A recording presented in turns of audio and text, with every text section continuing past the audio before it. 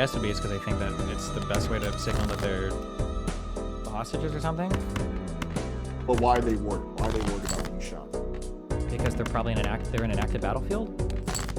Okay, so right, which essentially implies that they know that it's possible they will get shot, even though they're Israelis. Yeah. Otherwise, there's no need for that. They can just walk with open arms to the IDF soldiers. So they're concerned about their safety. Yeah. And they want to show they're not a threat. Okay. And they still got shot. Okay. Because the soldier felt threatened. Okay. So don't you think that the fact, like in this situation, that these three Israelis, who are probably more familiar with Israel, probably most of them served in the IDF because you have to when you're 18 to 22, unless you're like super religious. So most of them probably served in the IDF. They're quite familiar with the way IDF runs. Don't you think the fact that they're waving a white flag indicates that even Israelis know that the IDF can be trigger happy? I'm pretty sure every Israeli would say that. Yeah, that in an active battlefield where the enemy utilizes human shields and also fake surrenders and engages in other active perfidy, that yeah, you can get shot. Sure. Yeah. But if they're not, for example, if they don't think the IDF is, let's just say loose with who they shoot, then there's no need for them to have white flag. They would just be, hey, I escaped, blah blah blah. They think they're safe. No, nobody would ever think that in Israel. No, nobody would ever think that if they just run waving their arms that they would be safe. Not a single person that lives in that territory would think that. Right, because they understand how IDF works, and they know that. No, because they understand how Hamas works. That Hamas utilizes human shields, that Hamas utilizes suicide bombers, and that Hamas doesn't fight in uniform. So just because somebody's waving their arms at you doesn't mean that they're a non-combatant. Nobody would assume that ever. Yeah, but it wasn't the Hamas that killed these people. It was the IDF. I didn't say it was the Hamas that killed these people. I said that nobody would assume that if I just run with my arms out, I'll be safe, because on the battlefield, people utilize tactics like this in order to gain an advantage. Hamas does against the IDF. So if you were trying to run to the IDF, you wouldn't assume, oh, look, I'm just running with a civilian. I'm sure that they'll think I'm totally cool and fine. People in Mosul and Afghanistan and Iraq didn't assume this for the American army, because anybody could be a combatant at any point in time. Okay. Do you think this was a justified shooting? Based on everything that I've read about it, no. And I think the IDF spokesperson at the top of the article here even said that this was against their rules of engagement. So it sounds like this wasn't a justified shooting.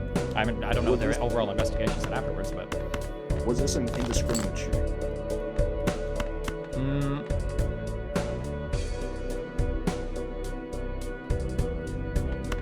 I guess. Yeah, you could probably say that, sure. So then was it a war crime?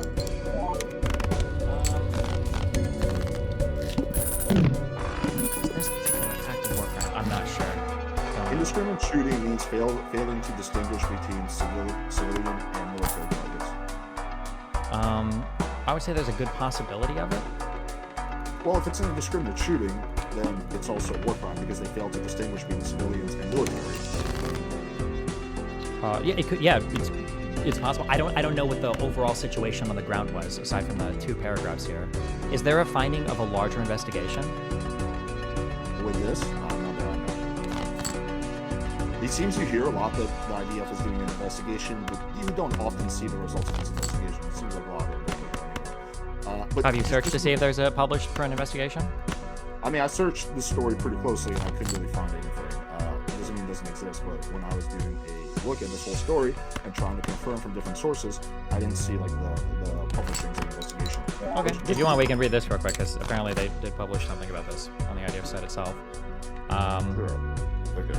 Findings in the investigation into the circumstances of the deaths of 3 hostages from IDF fire. Findings in the investigation into the circumstances of the death of 3 hostages from IDF fire were presented this week to the Chief of General Staff, LTG Herzi Halevi, and the Commander of the Southern Command, Yaron Finkelman. The findings are as follows. On December 15, 2023, during intense days of fighting in Shijaya, an IDF soldier fired towards 3 figures identified as threats and hit 2 of the hostages who were killed. The 3rd figure fled. The commander gave orders to hold fire in order to identify the 3rd figure. After approximately 15 minutes, the battalion commander heard shouts in Hebrew of help, and they are shooting at me, and gave additional orders to hold fire, calling out in Hebrew, come toward us. The figure emerged from the building towards the forces. 2 soldiers who did not hear the order due to noise from a nearby tank shot at and killed the 3rd hostage. From the investigation and analysis of the findings and aerial footage of the area, it was revealed that the hostages were walking shirtless, and one of them was waving a white flag, standing at a point with limited visibility relative to the position of the soldier that fired the shot. In the end of the event, after clearing and scanning the area, a suspicion arose that the individuals were hostages. The bodies were transferred for examination in Israel, after which it was confirmed that they were 3 Israeli hostages. Prior to the event on December 10th, 2023, a note with the Hebrew writing help was found at the exit of a tunnel a terror tunnel in the Shijeya, I don't know how to pronounce that area. Alongside the note, an ID of a Hamas operative was found. The note was examined, but no information emerged linking to the presence of hostages in the area. The forces in the field considered it as an attempt by Hamas to deceive and lure the forces into an ambush. Additionally, on December 10th, 2023, troops in the Golani Reconnaissance Battalion operated in the Shijeya area and operated in several buildings to locate terrorists and weapons. The forces broke into a building and sent in a dog from the OKED's K9 unit for explosives detection. A battle ensued in which the terrorists shot at the dog and towards the forces from within the building. The forces returned fire toward the sources of the shooting and eliminated the terrorists in the area. During the battle conducted by the Golani Reconnaissance Battalions, the forces commanders heard cries for help in Hebrew, help and hostage from within the building. The forces interpreted this as a terrorist deception attempt. The engineering unit operating with the force identified the building as suspected of being rigged with explosives, and therefore the force refrained from entering. Some of the forces heard the cries, but suspected it was an attempt by the terrorists to draw the forces inside the building to harm them, as had happened in the past. Based on these suspicions, the forces exited the building and directed fire from helicopters and tanks towards the building in the area. In these strikes, 5 terrorists trying to escape were assumed to have been killed. From scans conducted in the building after the shooting incident on December 15th, the camera was found on the dog from the OKED's K9 unit that was killed. Findings indicated the hostages were in the building where the forces operated, and the terrorists who were killed were those holding the hostages. In the footage found on the dog's camera, the hostages are not seen, but their voices are crying for help. At the end of the battle, after the terrorists holding the hostages were killed, the hostages likely fled the building. On morning December 14th, signs with the writing SOS and help. 3 hostages were identified by drone footage on a building 200 meters from where the hostages were killed. Near the building, blue barrels commonly found in rigged areas, which the forces encountered in this Shejaya area were spotted, thus observed as a trap. Okay, so then it sounds like in this case, according to the IDF's explanation... That's just summary by the Chief of Staff. That's the point. Okay. The Chief of General Staff concluded that it was a difficult event with very difficult outcomes. The IDF failed in its mission to rescue the hostages in this event. The entire chain of command feels responsible for this difficult event, regrets the outcome, and shares in the grief of the families of the 3 hostages. The Chief of Staff determined that the hits on the hostages could have been prevented. Alongside this, the Chief of Staff clarified that there was no malice in the event, and the soldiers carried out the right action to the best of their understanding of the event at that moment. Okay. Can I read more of this? Yeah, I don't think this really changes anything. You don't need malice to have indiscriminate shooting. It's just a failure of distinguishing between military and civilian targets, which is clearly what happened there. I don't know. Well, I mean, it sounds like they're trying to distinguish between military and civilian targets, but in this case, they got it wrong. Well, it seems like the soldiers' thing was literally, I felt threatened. Yeah, but that, I mean... You can make a literally argument about every single possible shooting during a war. I felt threatened. I felt a threat, so I had to shoot. Wait. Okay, so if I can't use any of their explanation, that you auto-win by default. We can move on to anything you want. If I can't use any of the explanations that they give for why they acted the way they acted, and you're going to insert it yourself, then do you think it's unreasonable for them to feel threatened in this battlefield? No, I don't think it's unreasonable, but I think feeling threatened is not an excuse to shoot someone wearing a white flag. How do you determine if you should shoot somebody or not, if it's not by ascertaining if they're a threat? Well, you would probably ask them. You would say, "Hey, stop! Who are you guys? Blah blah blah." You wouldn't just go with like, "Oh, I feel threatened." Everyone feels it's a war zone. You're gonna feel threatened at all times. Obviously, it's dangerous, but again, that does not give you just because you felt threatened. You have to do more. If you want to distinguish between military and civilian targets, you probably have to do a little bit of just a tiny amount of investigation, which could be things like, "Hey, stop for a second. This is an active combat area. Who are you guys? Do you have an ID? Okay, don't move. We're gonna have our soldiers pat you down." Like shit like that, right? That's how you would distinguish between military and civilian targets. You wouldn't just shoot first and then ask questions later. I don't know if in an active battle zone, I don't know if you have the opportunity to ID and do a full questionnaire of every single person you come across. I don't know if that's the standard that any military has ever adhered to. I doubt the IDF adheres to it. I'm sure that in more secured areas where things are more under control, they might be able to do that. But from the reading of this report, it sounds like it's just literally an active battle zone. That you've got helicopters shooting at this building. You had... That's not true. There's fighting anywhere, okay? Really, in every single part, from meter to meter, on all of Gaza, there's fighting right now. I'm talking generalities. Well, I'm not talking in generalities. I'm talking very specifically in this field right now, or not right now, but as this was happening, there was an active battle, active operations going on. Is Gaza a war zone right now? Is what? Is most of Gaza a war zone? I don't know what you mean by war zone. Like an area where soldiers can feel threatened, where there's at least combat happening once in a blue moon. In most of Gaza right now? No, I don't think so. Okay. So North Gaza, you think, is just chill right now? I believe so. I could be wrong, but I don't think there are a lot of active combat operations happening in northern Gaza right now. Do you think there are? I I think there's a lot of people who are being shot in North Gaza. That's not what any of what we just said means. Let me restate. Do you think that in northern Gaza are there a lot of active IDF military operations happening right now? What do you mean when you say military operation? Do we just policing the streets and keeping safety? Nope. And So I don't even know if the IDF are policing streets in northern Gaza. Is that happening right now? I thought they were focused on military operations in kind of units right now. Right. Well, if, for example, they've said that a lot of the Hamas fighters have returned to North Gaza. So if their goal is to kill Hamas, then of course they will be achieving that goal. Like they're not going to just let Hamas just take over North Gaza again. Of course they have troops there. Okay. Do you think that all of North Gaza is a battlefield in the way that this particular environment was a battlefield when these hostages were killed? I'm not saying that. I'm not saying they would. Okay, well, but that's what the question is about. We're not asking whether or not the entirety of the Gaza Strip is kind of unsafe right now. I'm asking if not unsafe. It's extremely unsafe. No one would ever go to Gaza. That's not what we're talking about at all. I'm asking was it right now from what I'm reading here, the sounds of this, and maybe there's something else we can read that shows that it's not the case. Right now, it sounds like this was an active battle. There were people actively shooting at a building that was like within 100 meters or whatever of these soldiers, and active combat operations were happening right here with soldiers that were guns that were shooting at people and returning fire from other people. This is an active scenario that was unfolding. Let me just grant you that premise because I don't think it changed my arguments. Let me just grant you that everything they're saying right now. So then, if you're in active combat zone and you quote unquote feel threatened, then are you justified in shooting anyone you see? Probably not, but it's probably going to influence how we ascertain the reasonableness of a soldier at a particular point in time. That if a U.S. soldier right now was walking in the streets of the United States and a civilian popped up and the soldier turned and shot him, we'd be like, this is insane. You can't. This is so indiscriminate. It's unbelievable. But if there was a soldier deployed in an active combat zone where they're fighting like crazy and like a civilian popped up right next to the soldier and he turned and he shot him, then I don't think that would be considered a war crime. I don't know if the soldier could have reasonably ascertained or discriminated a threat at this particular point in time. It's analogous because these people didn't just pop out behind IDF soldiers. No, it sounds like they literally popped out of a building that was being actively fired upon that 5 other terrorists were inhabiting that they didn't have. Which the IDF knew had hostages, and they Wait, did they? I believe so. Isn't that what you read in the article? I don't think so. I thought it said multiple times in the article I didn't believe any hostages were in here. They thought all the hostages were either in terror tunnels or in other places. They didn't think there were any hostages. Let me just grant you that premise, because I don't recall that specific part. Let me just grant you that. Okay, let's say they didn't know there were hostages in there. So 3 people run out. They know in general there are hostages that are trapped in Gaza. So that's a general fact that they all know. Wait. If we're gonna list general facts, so you say they know there are hostages in general, right? We agree with that, right? Okay. Do you also agree that they know that Hamas will pretend to be hostages to fight them? Yeah. Okay. Sure. Okay.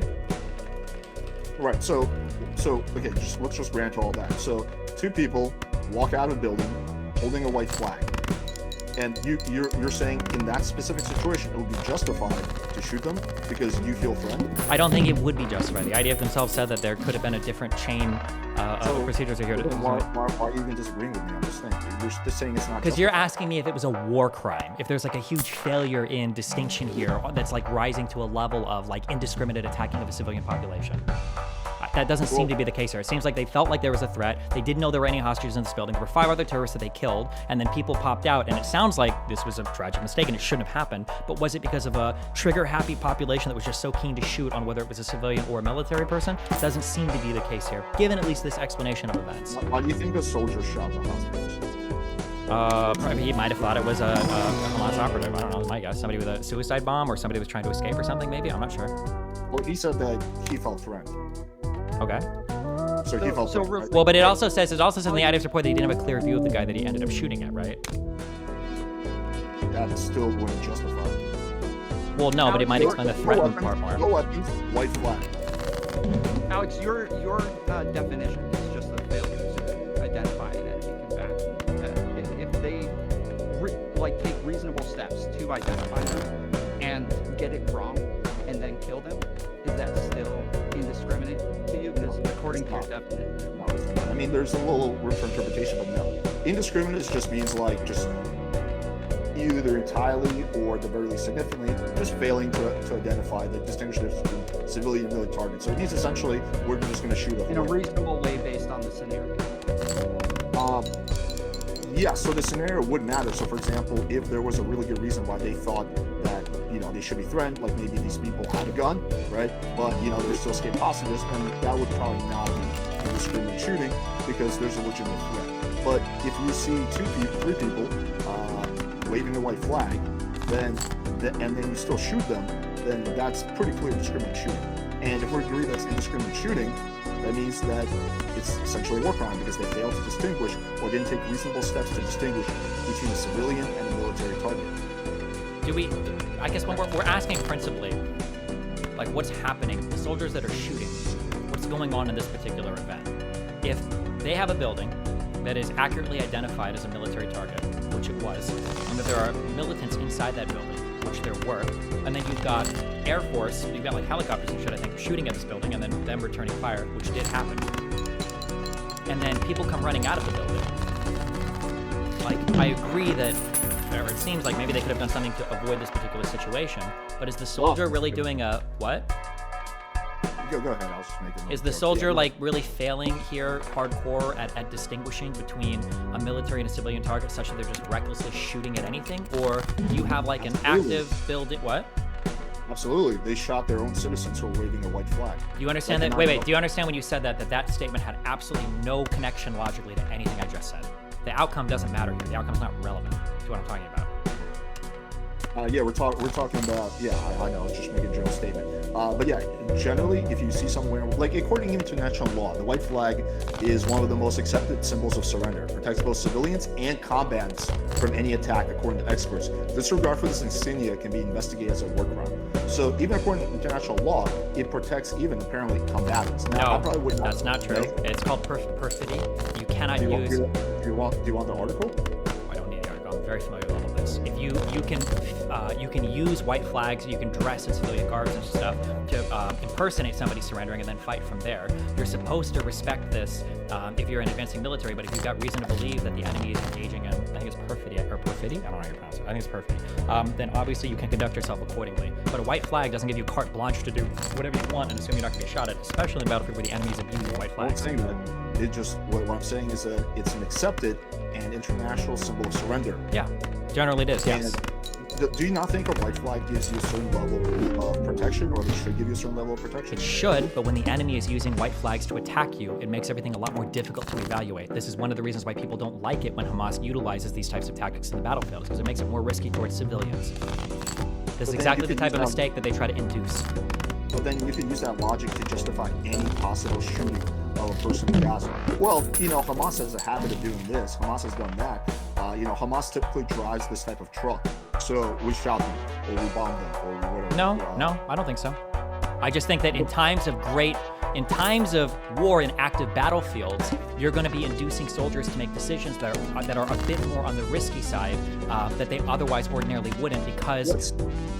What steps did that soldier take to distinguish whether this was a military or civilian? Well, on the macro level, the Israeli army has already tried to evacuate civilians from active combat zones, so that's on a macro level. What? What's that soldier specifically? I don't know if that soldier specifically has an obligation here to be second guessing. If the commander is given the order of everybody in this building is a terrorist, shoot anybody that comes out, at that point the soldier can shoot whoever, and assuming there's not like a super ultra obvious clear indication that something is wrong here, they're probably free to follow their commander's orders. Is that the case? The commander actually gave the order to shoot anyone who was in that building? I mean, if they're already engaged with that building and they don't think anybody's in there, that'd be my guess, but I'm making an assumption there. I don't know how. Well, then the fault would lie in with the commander. I don't recall seeing any evidence of that. It seems like it was that one soldier's decision. He failed to distinguish. You said that he failed to distinguish between military and civilian target. Now we can quibble all day about, well, how reasonable was that or not, but then...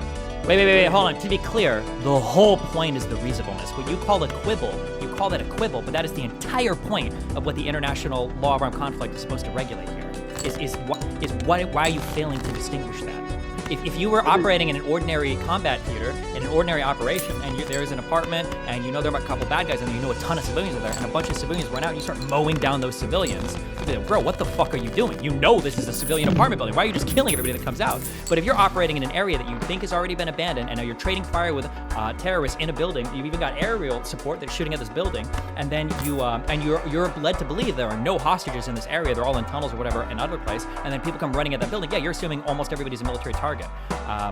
With like crazy exceptions, like a school bus full of kids came running out, and they're all like 6-year-olds, and you start shooting. Maybe that's fucked up. But it sounds like this, based on this, like the soldier didn't have the greatest view of who came running out. My guess is going to be everybody on the ground probably assumes that, like, yeah, everybody coming out of here. If you didn't have a view of who came running out, the first default should not be to shoot them. It should try to identify them. You don't know. You don't have time to do. That's not reasonable. No. What? There's no one said they were actually close to the soldiers. It seemed like there was a good amount of distance before the shooting.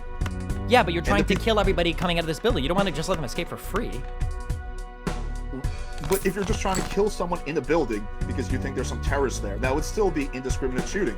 You're not failing to distinguish unless you have. No, they've already the distinguishing has already begun. Didn't they say they literally sent a dog into the building, and they didn't see any hostages? The K9 unit.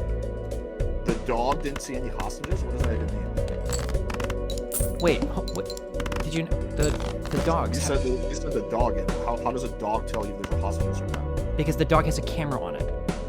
Okay, they sent a dog with a camera on it, and the dog did not see any hostages. Is that something that was said? Yeah, it was in the IDF release thing that I had. From scans conducted in the building after the shooting incident on December 15th, a camera was found of the dog from the Oket's K9 unit that was killed. The findings indicate that the hostages were in the building where the forces operated, and the terrorists who were killed were those holding the hostages. In the footage found on the dog's camera, the hostages are not seen, but their voices are heard crying for help. At the end of the battle, after the terrorists holding the hostages were killed, the hostages likely fled the building. So their voices are heard crying for help. Yeah? According to this wonder dog. So if they sent the dog in with a camera and there's voices of hostages crying for help, and then you still shoot everyone that comes out of the building, at this point you have at least some evidence there are hostages in there. No, you have a good amount of evidence actually. No, you have no evidence. The whole point is that what's the point of sending the dog in? To see if you can actually see hostages, or to ascertain what's inside the building, and they weren't able to. Crying for help is not sufficient. No, they explain in this that these are the tactics that Hamas engages in when they fight, is to lure people into booby-trapped buildings and then blow the buildings up. Two wrongs don't justify a right. What? Of course Hamas. It's not. No, there is no. We're not talking about. Of course Hamas does some fucking dirty, shady-ass fucking shit, right? But that still doesn't alleviate the responsibility that the IDF has to distinguish whether it was That is true. Nothing that the enemy does. To do their best to distinguish between military and civilian target, and given the fact that they were actually, when they sent this wonderful dog in, that they heard hostages screaming for help, that should at least give you reasonable doubt that, hey, maybe not everyone in this building, just maybe, is not a valid target for us to shoot. The whole point is that these are the tactics that Hamas engages in, and they have no reason to think by that logic, you can just shoot anybody because Hamas engages in these tactics. You're not just shooting anybody, though. These are people in a building that was returning fire that they are engaged in active combat with, that they have verified that there are Hamas militants in. These aren't just any people. These are actual fighters in a building that you're trading shots with, that you're actually fighting right now. It's not just any random people on the street that you're going to kill. Yeah, but you can make that broader argument about anything. Well, Hamas tends to do this, so therefore, blah, blah, blah. Hey, Hamas tends to drive around in these types of trucks, so therefore we blew up the truck. Hamas tends to use human... No, you would need... Hold on, no, wait. No, you're not, wait. Well, but he's not... You have to give the... It's... Hamas tends to drive around in ambulances, so if you're chasing an ambulance with guns out the back shooting at you, you might assume that Hamas is in there. Yes, correct. It's analogous. No, wait, that is exactly analogous, because this building had Hamas people shooting at them from the building, yes! There were also hostages screaming for help. Yes, that they've tried to booby trap with before. They put things on speakers and they try to get people to go to buildings. They blow them up. This would be like a police officer driving through the hood, pulling over a black guy and shooting him. And it's like, well, I've had black people in the past who try to pass off as civilians and they shoot me, or they take shots at me. So therefore, I shot him. Okay, I need moderator intervention to figure out who's getting lost here. The point isn't that I don't think Destiny is saying they're screaming help. Means that they are a terrorist. He's saying that they can't, like, this isn't a credible request as a civilian, that they can't. But it still gives you reasonable doubt to question. Because they just, well, no, so it's the point is that it's not evidence one way or the other, and that instead they're going to send dogs in and they're going to take other precautions. You don't think hearing hostages screaming for help is at least somewhat of an indicator, just a little bit, just a tiny amount, that maybe, just maybe, it's not all Hamas in there. Hostages screaming for help. You're saying that carries zero weight. I think that's what he's saying, that if it was a terrorist, they would do the same exact thing. And so, yeah. Well, yes, you don't know. Yeah, you don't know 100% for sure just because it's screaming for help. But at the very least, because you hear someone screaming for help, that should give you at least somewhat of a doubt that everyone in that building is. Or you're just saying that someone screaming for help carries no weight at all. Yeah, so he's just saying that it's not Well, one way or let the Destiny other. answer the and question. Destiny, are you saying that someone screaming for help carries no weight? If anything, I don't know the exact numbers, but if anything, people screaming for help might carry more evidence that it's a terrorist than not. So someone screams for help, it makes more sense for the IDF to shoot them. Well, here's the question. Let's say theoretically, let's say if we were to look up to this point in the war, what if you had 50 different scenarios where there were speakers that were wired up for people to scream and help in Hebrew, and those buildings were booby-trapped, versus one scenario where when somebody asked for help, it was legitimately a hostage. On your 53rd building that you encounter, are you going to assume that it's a legitimate hostage screaming for help, or does the speaker make you even more confident that it's probably a terrorist inside? What would you assume? Yeah, so just to quickly preface what I'm about to say, we have no evidence that that's the case, that most of the time this is what happens. But let me just grant you that premise. Yes, of course you'd be more likely to think that this is a booby trap. However, you would still take steps to distinguish, at least just like one step to distinguish whether this is someone pretending to be a civilian or that person's actually a civilian, right? Like this whole argument goes out the window if these people have weapons on them, right? Or they look like they were suicide bombers because they're wearing like secret jackets.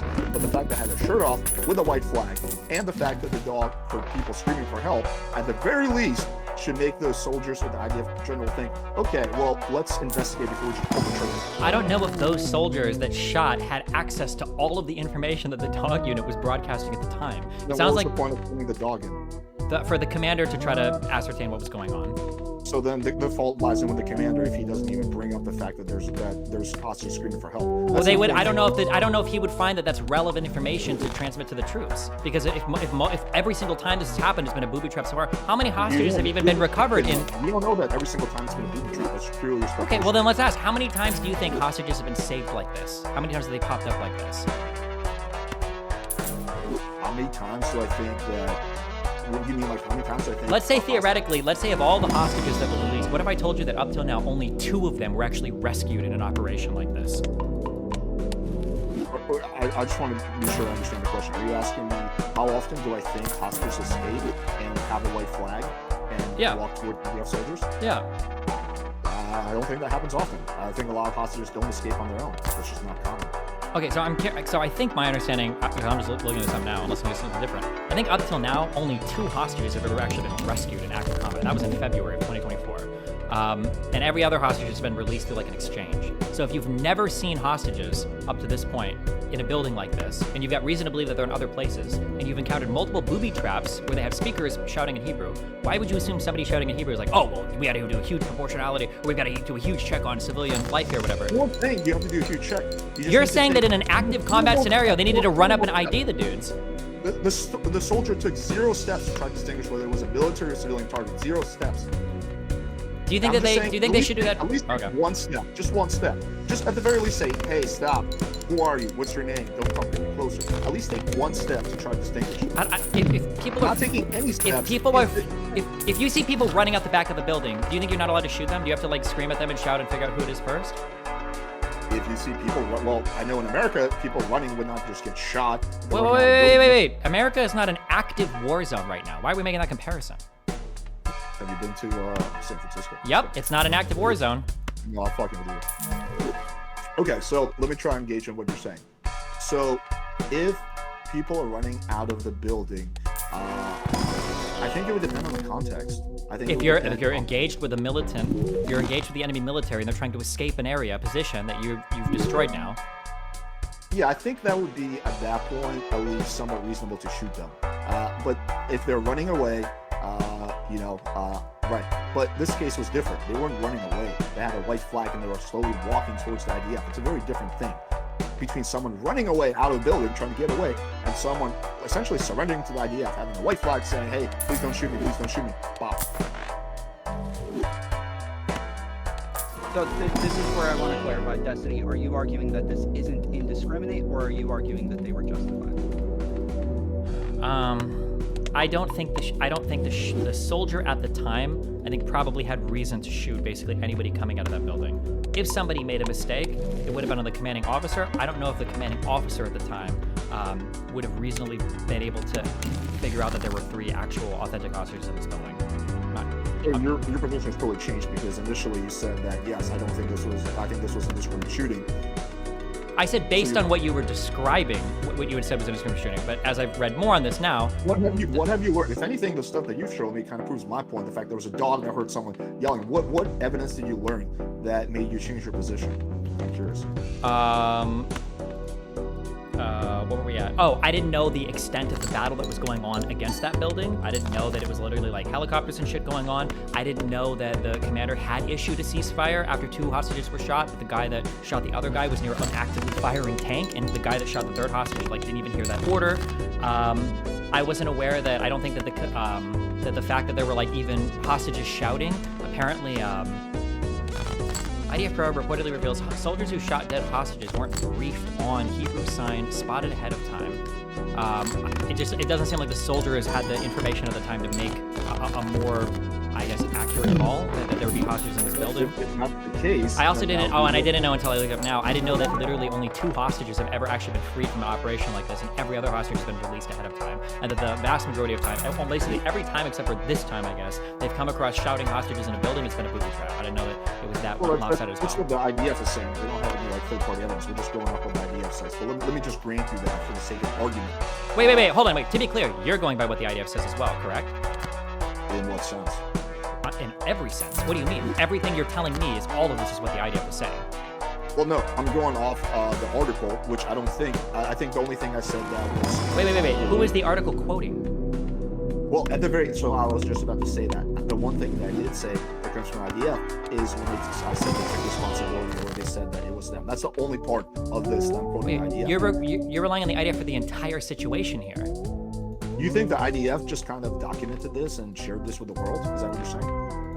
Yes. What do you mean? Where else would the information come from? It's not like there was a reporter on the ground.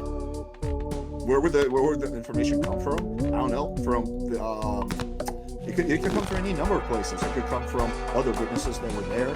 It could come from the body identification when they send it to the hospital or whatever. How would the body identification let you know what was going on the ground here? It could be that the fact that it could be any number of sources that it came from. Wait, we don't have to guess. We can just read on all the. I don't think the IDF would deliberately say, "Hey, we fucked up and shot 3 of our hostages." If that was the case, then why would they even need to do investigation? Wait, hold on. What do you? Yes, the IDF literally did say that. Yes, this is why we know about this. They literally came out and said, "Yeah, we think we shot 3 hostages and it's super tragic." And why would they do an investigation? Because they want to know if their soldiers are just carte blanche shooting people and murdering them like crazy people, or they want to figure out like how did they fuck up here so they don't kill more hostages in the future.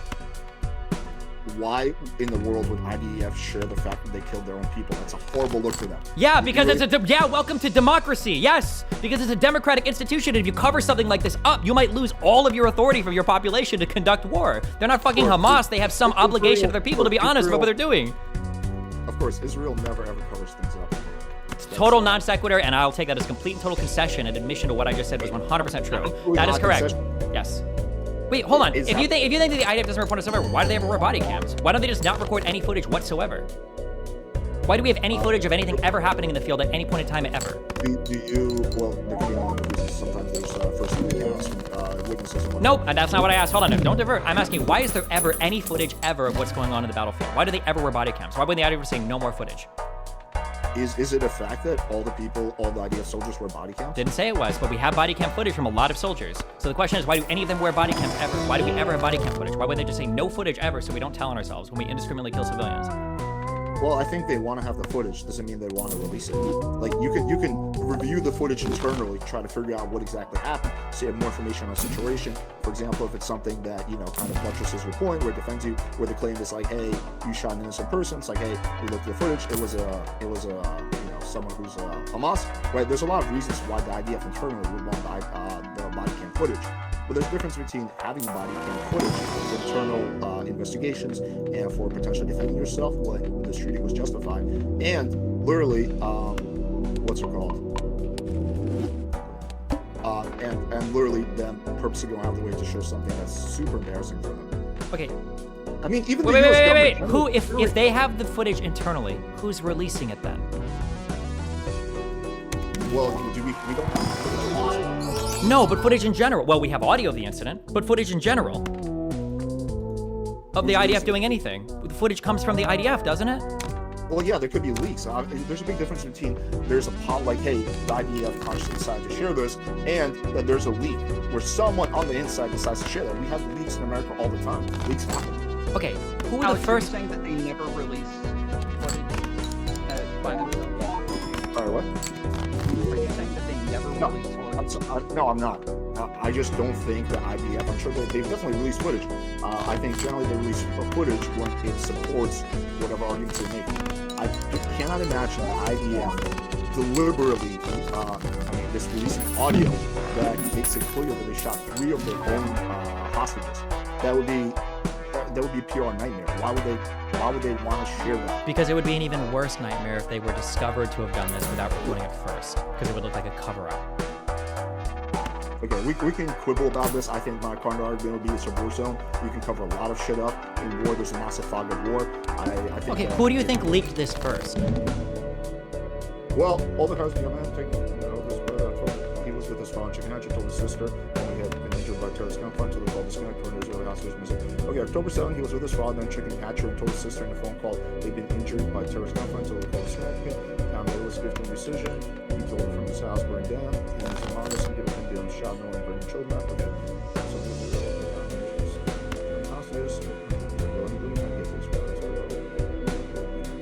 I'm a bit confused. Why are we trying to resolve right now whether, Yeah, I don't whether actually. this...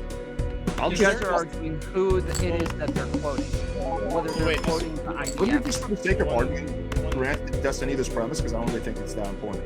Sure. One- Or just to one be quick, second, so basically what Yeah, happened was he was saying that, well, if I believe this IDF thing, and he does this a lot where anything the IDF releases he doesn't trust, and then I'll say, okay, well, one, Well, I also don't trust Hamas. that's fine, but then you fall into this fallacy of trusting third-party authentication when generally the third-party authentication is just asking, like the IDF. So you're pointing to the CNN article. You're really just pointing to the IDF. That's all you're pointing to, but I don't think you realize that. Like, the CNN article is getting information from the IDF, from an IDF spokesperson, from IDF captured footage, from IDF, like, statements from military commanders. That's what all of this is the IDF. So when you say, I don't trust the IDF, we're both using the IDF. Well, we know that one they're getting. second.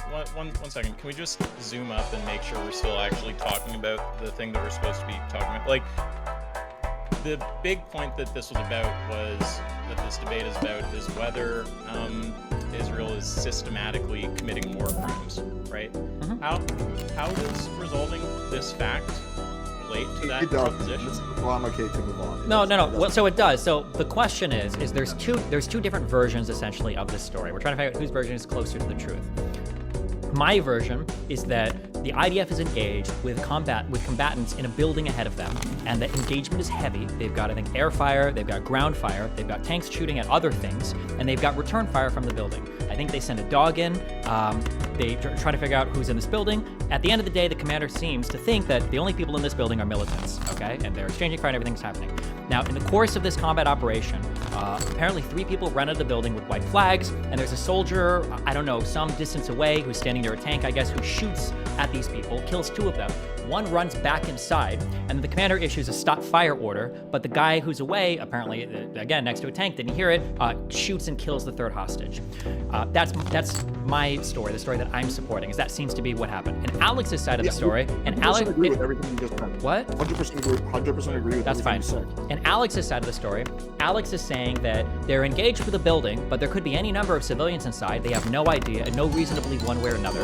And then he's saying that when people are running out of the building with white flags, that the IDF needs to be doing an individual check on every single person that comes out to ensure that they're not actually the combatant, because if there's cries in Hebrew, it could be that there are actually hostages in that building, and that as they come running out, that a soldier that's shooting at them is basically just engaged in the war crime of indiscriminately shooting between civilians and militants because he's not even bothering to try to distinguish. That's the 2 different stories. And So you did something very interesting here. Wait. Sorry, there's a further thing though. So, Wait, there's like, I think it's really important. It's relevant. I think it's worth just making sure this all connects, if that's okay. So I understand you just said that you each have a different assessment of what happened. Is resolving whether that source is reliable somehow important to resolving that disagreement about what happened? It's not. Is there some Well, fact that Destiny's hinges argument.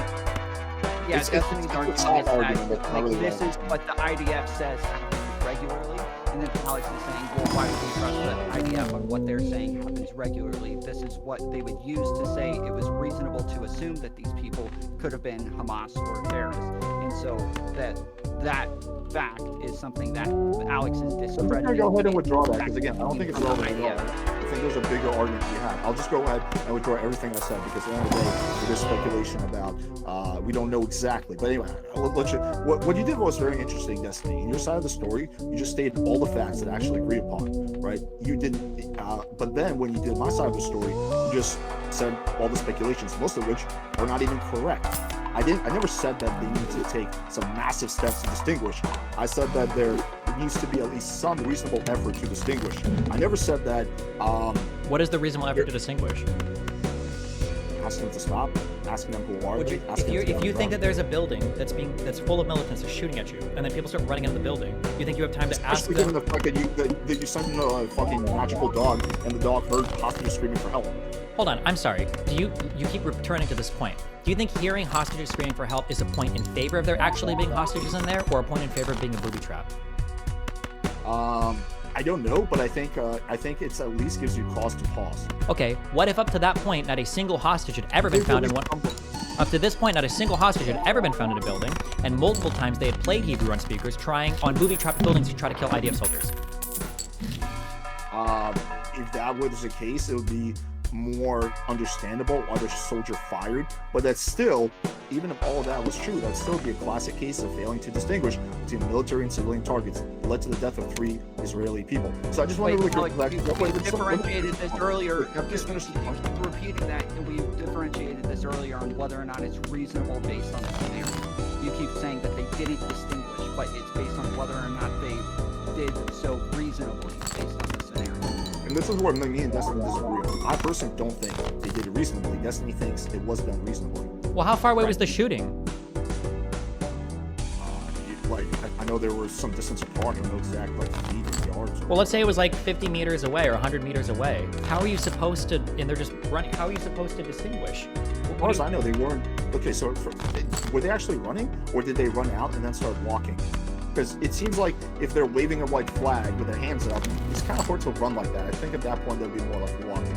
I don't know. Do we have any information they were actively running the whole time? Or did they just run out of the building they escaped from, and then they started coming over to the IDF, showing them that they're not a threat?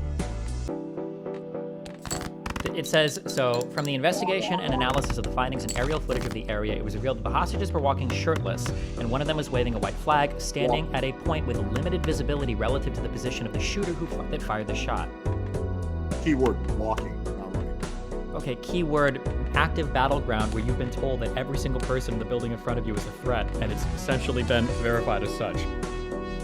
Well, clearly that was a false analysis, because clearly every single one of them was not a threat. I think just wait, the results don't matter. What you just said has no bearing on anything. You keep using a retrospective analysis, and that's not the question here. It's always prospective. What did the people on the ground think at the time? That's because if we go by your retrospective, oh well, obviously there was a hostage, then everybody's just gonna walk into a booby trap building and get blown up over and over and over and over again. That doesn't make any sense. We can't analyze it retrospectively. No one's going to have to do that. I have no problem with the idea of taking every single possible precaution. I just don't think that every possible precaution should be shooting someone on site. When it seems like they don't pose a threat to you, when they're walking and have a white flag, I think at that point, I think that you're not just being more safe by shooting them. I guess an argument, if you kill everyone, you're probably more safe. But aside from that, no, I think at that point, you're actually failing. Again, I don't know if there was, I would venture to say there's probably no malice in that soldier's heart. That seems to be the most reasonable thing. But that doesn't change the fact that he totally failed in order to even try to distinguish whether it was a military or civilian target. Well, the malice is that's the whole question. Is this guy just like shooting whoever the fuck he sees and doesn't give a fuck, or does he have a reasonable suspicion that everybody coming into this building is a militant and has been essentially ordered as such? Malice means like you're like actually trying to hurt somebody, right? I haven't seen any evidence that the soldier was actually trying to do this on purpose, right? It just seems like, but again, you don't need to have malice in order to be involved in indiscriminate shooting. It just means that you didn't take a reasonable amount of steps to distinguish whether it was a military or civilian target. They were just going to disagree on this because you think you could be careless. Yeah, okay. But you can be careless and still be involved in indiscriminate shooting. That's literally what it means, indiscrimination. Like you fail to distinguish, you don't take reasonable steps. The thing that we're going to hold on. Hold on. You are mixing these two things. Fail to discriminate doesn't distinguish. Yeah, failed to distinguish. that doesn't mean that that you just failed to distinguish. It means the part about taking reasonable steps, right? Yeah, and this is where we disagree on. I don't think the soldier took any kind of reasonable step at all to try to distinguish, and I think the fact that they sent in a dog in and there was hostages screaming for help, I think that's pretty good evidence of the fact that. Why do you at the keep very bringing least- this point up because- when they're because- not? Oh well, man. Because at the very least, that should give the soldier pause, just a little pause. Can we? Okay, wait. Can we have a moderator thing? Do you think that Yeah. if you've been in a situation 50 times where help has been screamed and every single time it's been a booby trap, on the 51st time when you hear somebody screaming for help in a building, is this a strong indicator that you should pause and consider that this might be a hostage? If no hostage has ever been saved like this before. By the way, 50 is just a pure number that Destiny made up. It is, but Alex is saying that would just give you more reason to go investigate, and he doesn't feel like they blatantly did that investigation. That, like, before you would probably neutrally assume that they're just one or the other, but now you've got something that, like, kind of makes you think that it could be this, and so now you need to go investigate. And Destiny, do you have, like, And when I what is say the go reason? investigate, I don't mean like How go do up they to the person and investigate? take their information down. Right. All I mean is that you They take should some have kind of some reasonable evidence. step. Yeah. Yes, they should have some evidence to think one way or the other before they pull the trigger. Well, then you try to distinguish, or you take a reasonable step. Again, doesn't mean you have to go up to the person do an interview with them. But if you see someone wearing a white flag, then the course of action should be, even if you feel threatened, like, hey, stop, don't move. Otherwise, we're gonna have to shoot you. Lay down. Okay. Who are you? What exactly is going on? Okay. Say something in Hebrew. Okay, you speak Hebrew. Where are you from? Blah, blah, blah. And then you try to do a test. Okay, they're wearing a shirt. Okay, keep your hands out. Then you frisk them for weapons. Okay, no weapons. You probably arrest that person, and then later on you figure out that they were hostage. Right, but there's reasonable steps that can be taken that don't really endanger the soldier's life. Being a soldier is dangerous either way. If the goal is to completely remove zero threat to the soldier, then that's just going to be essentially shooting every single person, right? But there's a reasonable amount of risk and unreasonable amount of risk, and I don't think that asking that person to just stop, who has the white flag, asking to stop, lay on the ground, and trying to do a little bit, just a tiny amount of investigation, would be an unreasonable thing for the soldier to do. And I think that's what soldiers should do, and it seems like I don't even know if Destiny disagrees with that. Like, it's Destiny's perspective that if they feel threatened and there's an active combat zone, you're just free to go ahead and shoot everyone. I just Yeah, think that Destiny, you're saying that I- they fit a pattern. Does that mean that this is reasonable enough to pull the trigger? if this was the pattern, I don't think this would be cause for concern because this is an exceptional set of circumstances. Well, because no Israeli hostage has ever escaped, that's why it's exceptional set of circumstances. Yes, that's We fine. don't know. Let's assume there was like 20 different groups of hostages that escaped, right? Then you would have a point there. But since this never happened, it's an exceptional case because the IDF was never in a position to shoot their own civilians because no one ever escaped. But it is part of the pattern when you see the Israelis also shooting Gazan civilians, right? But again, there's no way it could be a pattern because people have prisoners have never escaped from the. If every single time the IDF shot a Gazan civilian, it was because they were running out of a building that had previously been identified as the military hot zone that was trading active fire with Israeli soldiers in an area where they believed that all the civilians had been evacuated, I don't think that's a troubling pattern of behavior. I think it's unfortunate and it's tragic, and it's all the more reason why Hamas should be held more accountable in terms of how they conduct warfare. But at some point, you have to take reasonable steps as a military, but it can't be at the risk of all of your own people. It can't be at the risk of losing soldier after soldier after soldier because you're trying to verify all of these people that are dressing up as civilians and not wearing uniforms and suicide bombing themselves. You're subtly changing the story. So the people weren't running at the IDF. They were walking towards them with a white flag. Second of all, you mentioned suicide bombs. Well, they have their shirts on, so the risk of a suicide bomb is not existent. You can't have any, so you can't have a weapon in your pants. There's no other way that you can be baiting for any other type of military activity. You can potentially have a weapon in your pants, not a large weapon, but you cannot be a suicide bomber if you're just with your shirt off. I don't even know if that's true. I don't even know if that's true. I don't know how large the fucking bombs are. Okay, Alex, But- did you want to move on to another? Yeah, sure, we can move on. Oh yeah, you can fit a grenade in your pocket. True. Yeah. You can fit a grenade in your pocket, sure, but then if you're going to use a grenade, you have to take it out and throw it, right? So there's the difference between. Or you can literally do it while you're on the ground. I've seen video footage of people in Ukraine and Russia doing this, where a guy will have a grenade out next to his head and he's laying there. And when a Ukrainian soldier walks up, he pops the pin and then he tries to blow him up. In theory, every person could be a threat, right? But we're talking about reasonable. We're just going to disagree on whether this was reasonable or not. I think it's extremely Okay, unreasonable. also, sure. I just want to someone keep with going. a I just want to keep saying, okay, hold on, because you were playing a bad faith rhetorical trick every time you do this. You've done this a million times. You keep saying every person, every person, every person, every person. This is not every person. We're not talking about people running out of a random building in the middle of nowhere and they just kill and shoot them. We're talking about an active combat zone where fire is being traded between both sides, where you've identified belligerents in the other building. You've tried to investigate if there are hostages in there, and you've got no visual confirmation of it, and you hear a shout, but that same shout has been used to booby trap your soldiers in the past, and then people come out of that building, and you've got a soldier who can't see it that well, but sees somebody coming out and shoots and fires. That is not every person. That scenario doesn't explain every scenario, and that scenario wouldn't apply to every person. It is a very particular, specific scenario, and the justification being used here is contextually related to that scenario. It's not every person. I know you're gonna say this over and over again, but you keep doing like, oh, well, you can kill every person. No, you can just kill people that come running out of buildings that are actively engaged in combat with you in a combat zone, but you don't think there are any civilians in the area where you've tried to investigate, you don't get visual confirmation on any hostages. That would be the scenario that's being applied to right now. I think you're strawmanning me once again. I'm saying the argument you're using could be expanded to justify. No, it can't be. Give me an example. He's saying that it can't.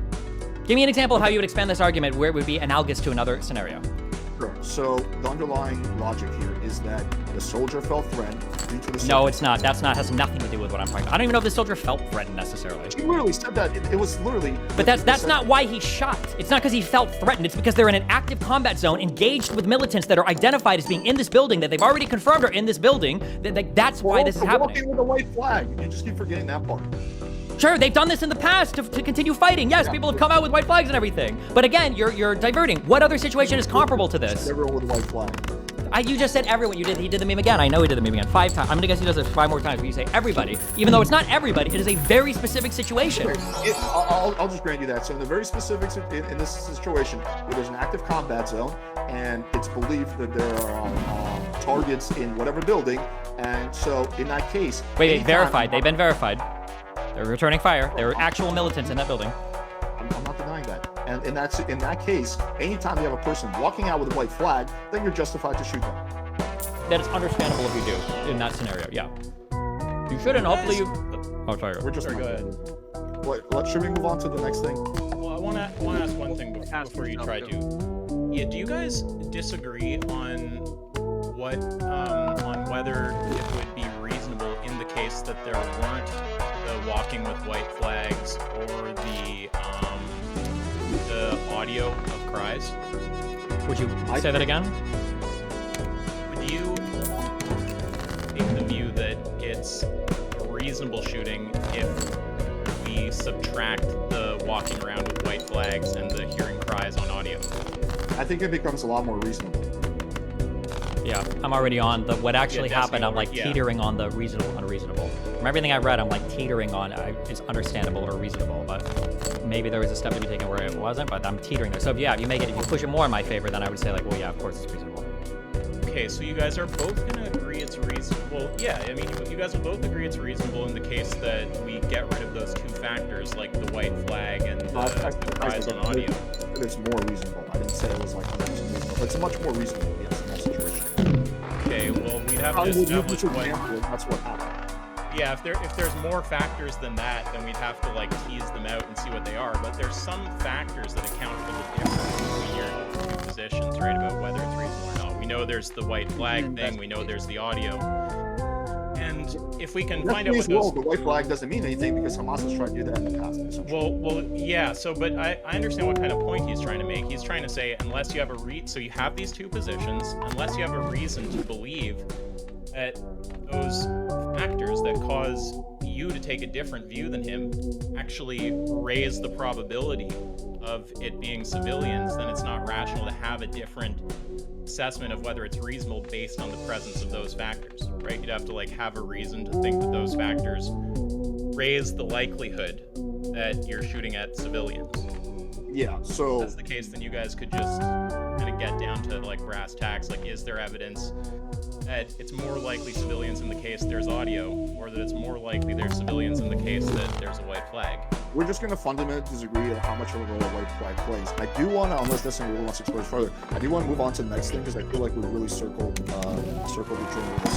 Sure, we can move on to the next thing. I will say in conclusion for this though, that like these types of shootings are in incredibly chaotic environments with a host of factors that the defending population is utilizing to cause the most amount of chaos and confusion possible in order to induce exactly the type of thing that we've just seen. So they've intentionally utilized, well, they've got hostages, which is already a war crime. They've intentionally engaged in booby-trapping buildings. They've intentionally used these cries in the past in order to induce soldiers to try to go into buildings that are later exploded. Like all of these things that Hamas is doing is intentionally to cause this sort of environment to be difficult to operate in as an IDF soldier. So if at the end of the day, the shootings that happen that were super critical of the IDF are well, hold on, maybe you could have discriminated a bit better when hostages came into this building. I don't think that's anywhere near the pattern of behavior as when you say, well, Hamas engages in indiscriminate killings where they literally come across festivals of people dancing and kill every single fucking person they see. It's not even remotely on the same level of indiscriminate killing. If we were to even say that what this IDF soldier engaged in was akin to indiscriminate killing, I don't think it's even remotely close. They're different categories of things.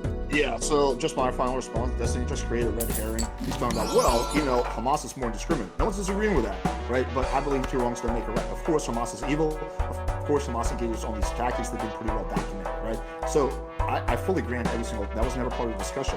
But just because Hamas does it too, or Hamas does it more even, doesn't justify the idea of doing something wrong. We would never hold the IDF to the same standard. We would never hold Israel to the same standard as Hamas. The world acknowledges Hamas as a terrorist organization, right? Everyone's pretty clear on that, or 99.9% of people. Versus with Israel, we hold them to a higher standard because they're a Western democracy, as Destiny has mentioned, because we give them aid, because they're, you know, respectful part of the international community, because they're a country, because they're in the United Nations, all that kind of stuff.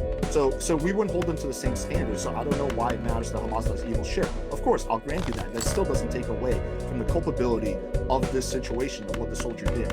Wait, hold on. Just a quick question. Wait, why am I bringing up that Hamas does evil shit?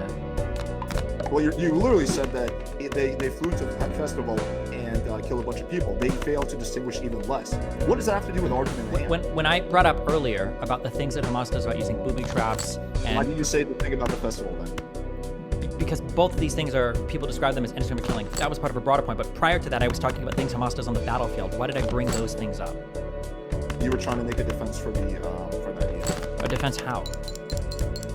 A defense of the fact that, well, because if Hamas does all this shit, therefore this was a justified situation. No, what I'm saying is because Hamas does these war crimes, the goal is to induce war crimes on the other side. It increases the likelihood of those war crimes. That's the issue. If my goal is to get you to induce to kill me, and you still kill me, that still doesn't justify from the fact you killed me. You can maybe make a stronger argument for it. What? No, that's not. It absolutely does. If I walk up to a cop and I take my phone out of my pocket like this and I go, whoa, and he shoots and kills me, there's a chance that the cop doesn't get in trouble at all. I'm acting.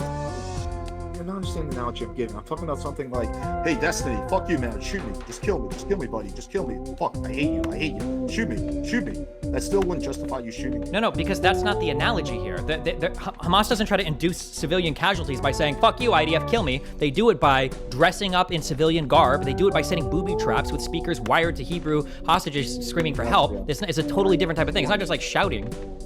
Yeah, everyone knows all that, but that still doesn't justify the idea of soldier, or I guess the idea of general in the situation, not distinguishing between civilian. It's not a matter. It's you have to do it. Wait, let me finish. Okay. Not failing to distinguish between civilian and military targets, especially given the fact that someone was holding a white flag. Okay, just to take everything outside, someone walking with a flag, that in of itself should give the IDF soldier pause before they pull the trigger. Right now, we just disagree about how important the white flag is and how much role it should play. Yeah. We disagree about how important is the dog that was sent in and hostage scream for help. You're saying those things are almost irrelevant. I'm saying they're extremely important, and that's just a fundamental disagreement. I don't know if we could ever come to a conclusion on this. You guys just gave that sounds. You want to?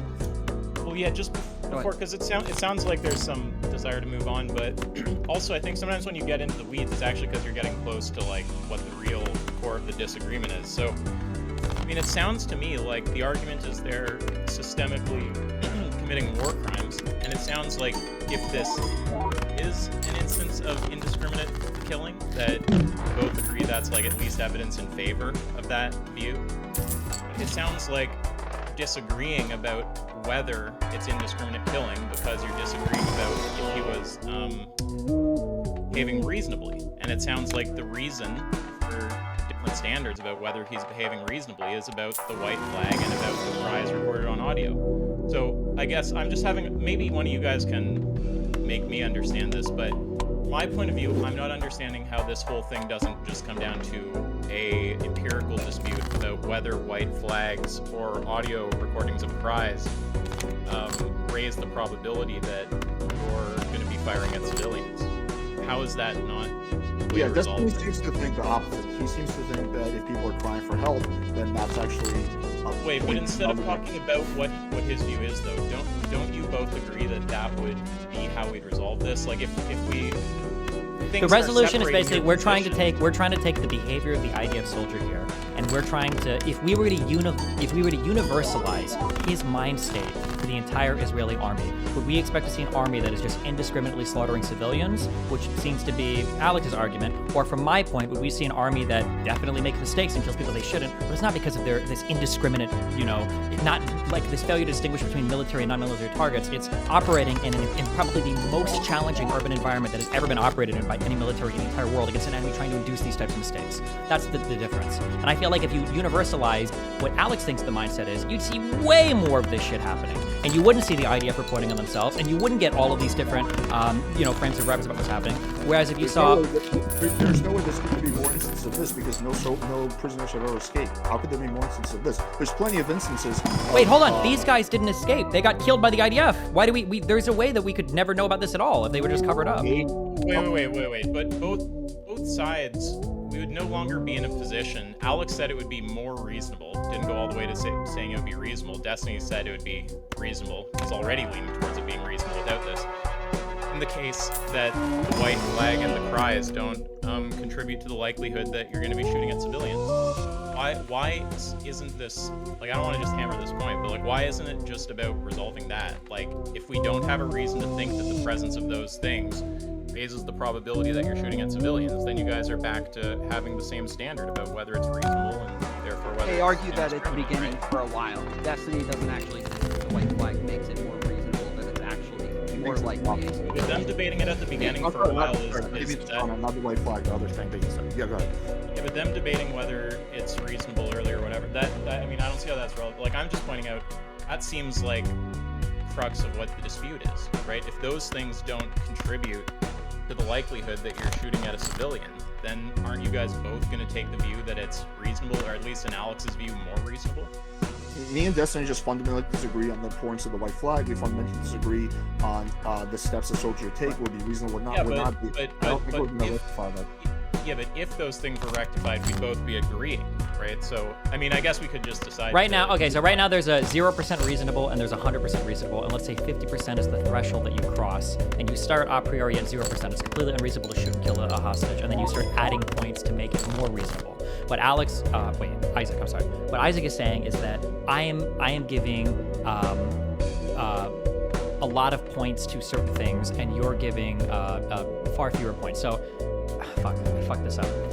0% is supposed to be reasonable, and 100% is supposed to be unreasonable. You're giving a lot of points to white flags and walking out of the building without a shirt on. You're giving like 80 points to these. You're saying that once that's happened... It's no straw man. It's not. The shirt is a No, very small hold on. part Oh my of god, I'm not strawmanning you. I'm literally explaining your point. You're saying that the presence of the cries in Hebrew and the presence of the white flag, that should be enough points to easily push you over that 50% threshold where you're now, as a whole military, pumping the brakes on whoever you're killing. What I'm saying is there's not enough points to boost you over because of everything that's happened thus far. That's our disagreement. Yeah, I just don't think we're going to fundamentally come to disagreement on that. But the very next thing I'm going to show is directly going to buttress my point. Yeah, but then what Isaac is saying is that if we don't resolve that dispute, we're going to watch 5 different scenarios where the exact same type of addition is happening, and we're going to have what seems to be disagreements, but it's going to be the same thing every time. I didn't say that, but I thought that. Yeah, that's what's going to happen. Yeah, of course. So, like, right here, I mean, it depends. Like, this is also why I wanted to clear up the burden of proof stuff, because that's going to affect this, right? Like, Alex definitely has a burden of proof. You need to show that there's a likelihood that the likelihood in civilians goes up if there's a white flag or cries.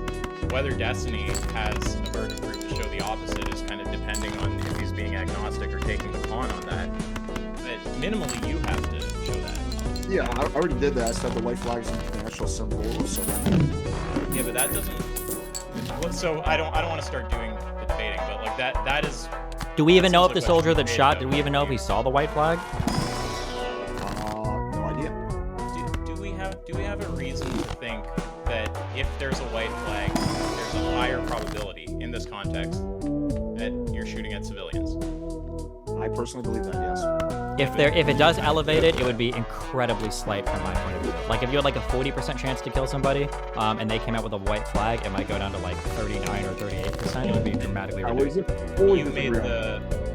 made the obvious point that could actually indicate the opposite. It could be that in a context like this, a white flag actually increases the probability decreases the probability you're shooting at civilians.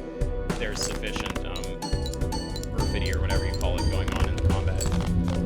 And so if the disagreement, what I'm saying is just, sorry, I don't want to press this out right now. You might have said something as well. I just want to make this point. Like, if the disagreement here about whether this soldier behaved reasonably or not is going to come down to the white flags and the cries, right? Like, we just need a reason to think that those actually raise the probability that you're going to be shooting at civilians, right? That it's civilians involved. And absent that, it's not clear why we'd have a different like standard of reasonability there. I mean, we can. It's up to destiny, I guess. I mean, we can. I think we're at a standstill. I don't think we're going to make any progress. We have limited time, so I do want to get through at least like 3 of my points. But if you guys really want, we can keep going back to this over and over again. We just fundamentally disagree on these things, and it kind of comes down to an assessment. Destiny believes that these are evidence that he's seen that it actually. Right, but he's trying to get you to justify your fundamental disagreement. He's saying that you actually think that the white flag means that they need to stop and do more investigation. And Isaac is saying, why though? Why do you believe that? Wait, it's so close. So close, just not quite. I agree with you, Tom Foolery, that yeah, Destiny put the burden on Alex to show the white flag. But this was the part. It was when you said the thing that he needs to show is that the white flag raises the probability that you're going to be shooting at civilians. Right. Heard you say something about justify or his intent. I just didn't want to get too long with it. It's just what kind of evidence would you like me to show? What's the evidence that you're looking for? I think that's kind of your burden. Well, Yeah, well, it comes down to what, like, are you asking me if I have a study on this? Not off the top of my head, no. It depends on Destiny's standards. Like, I mean, Well, I guess like I'm just looking at without. I understand the importance of resolving the things. I'm trying to figure out. We're asking a question of like, what information did the soldier have at the time, and reasonably, what do we think was going on when he was doing the shooting? So as I read these things, so just on point 2 here, the commanders gave orders to hold fire in order to identify the third figure. After approximately 15 minutes, the battalion commander heard shouts in Hebrew of help, and they are shooting at me, and gave additional orders to hold fire, calling out in Hebrew, come toward us. The figure. That was after the first shot. That's, yeah, correct. The figure emerged from a building towards the forces. 2 soldiers who did not hear the order due to noise from a nearby tank shot at and killed the third hostage. Like, are we envisioning here, and Alex, in your mind, are you envisioning that these 2 soldiers see a guy slowly walking towards an army that's calling him over, and they've seen him call, and they've heard everything going on, and that they decided to shoot and kill the person anyway? Is that what we're assuming, or? No, that would be malice. That's assuming nefarious intent. That's never what I've claimed.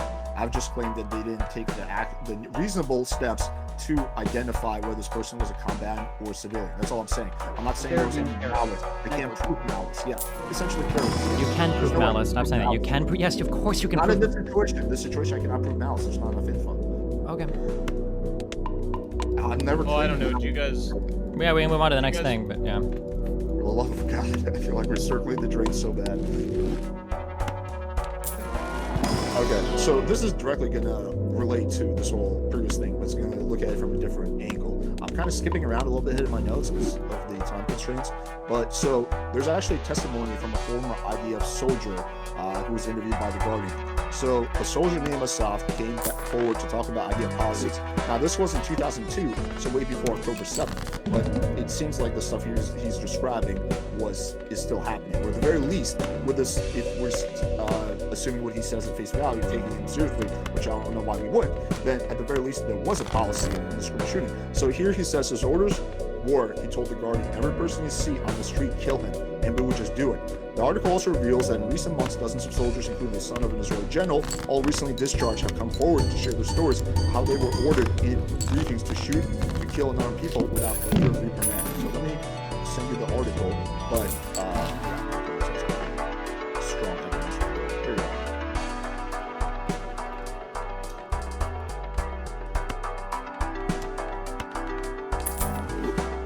this would be a primary source, someone who's there, or at least in the IDF, talking about what the policies were, and then also supported by other soldiers looking forward.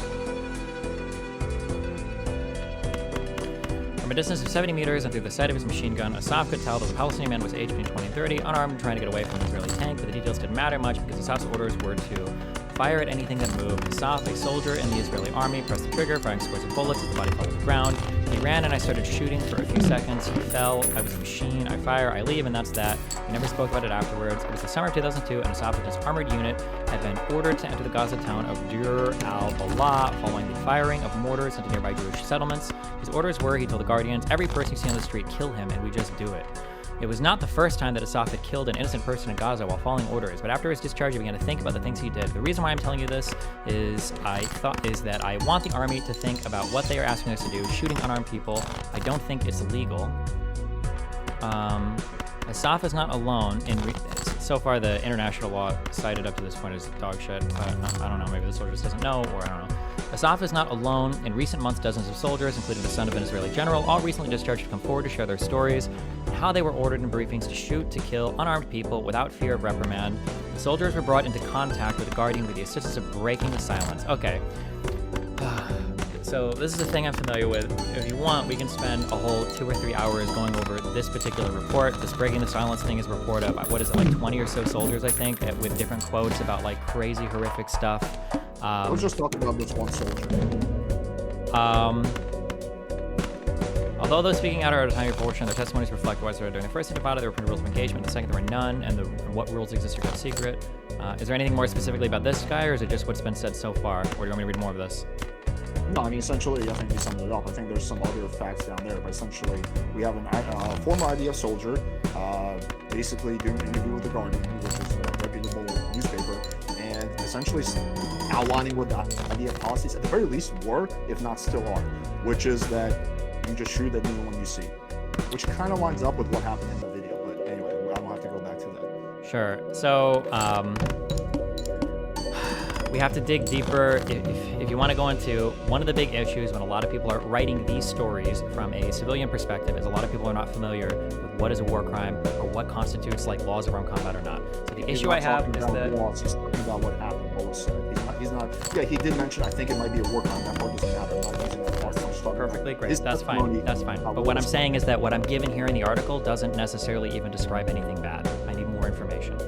From a every distance, person you see on the street, kill him? That doesn't describe something bad to you? That would be bad. If that's true, that's bad. But I'm just going by the first story. That's verbatim what it said. His orders were, every person you see on the street, kill him. That's what he said his orders were. That's fine. I don't believe that's true. Because I think we would have had a massacre. We would have seen crazy shit in 2002 if there were people marching into the Gaza Strip and being told, kill every civilian you see. I don't think that. I don't recall any events in 2002 where there were massive massacres of hundreds of thousands of people in the Gaza Strip being killed by the IDF. I don't think that happened. You know what the IDF policies are better than in a former IDF soldier. You know I don't even know if this real. You don't. Better than the guy that actually was involved in it.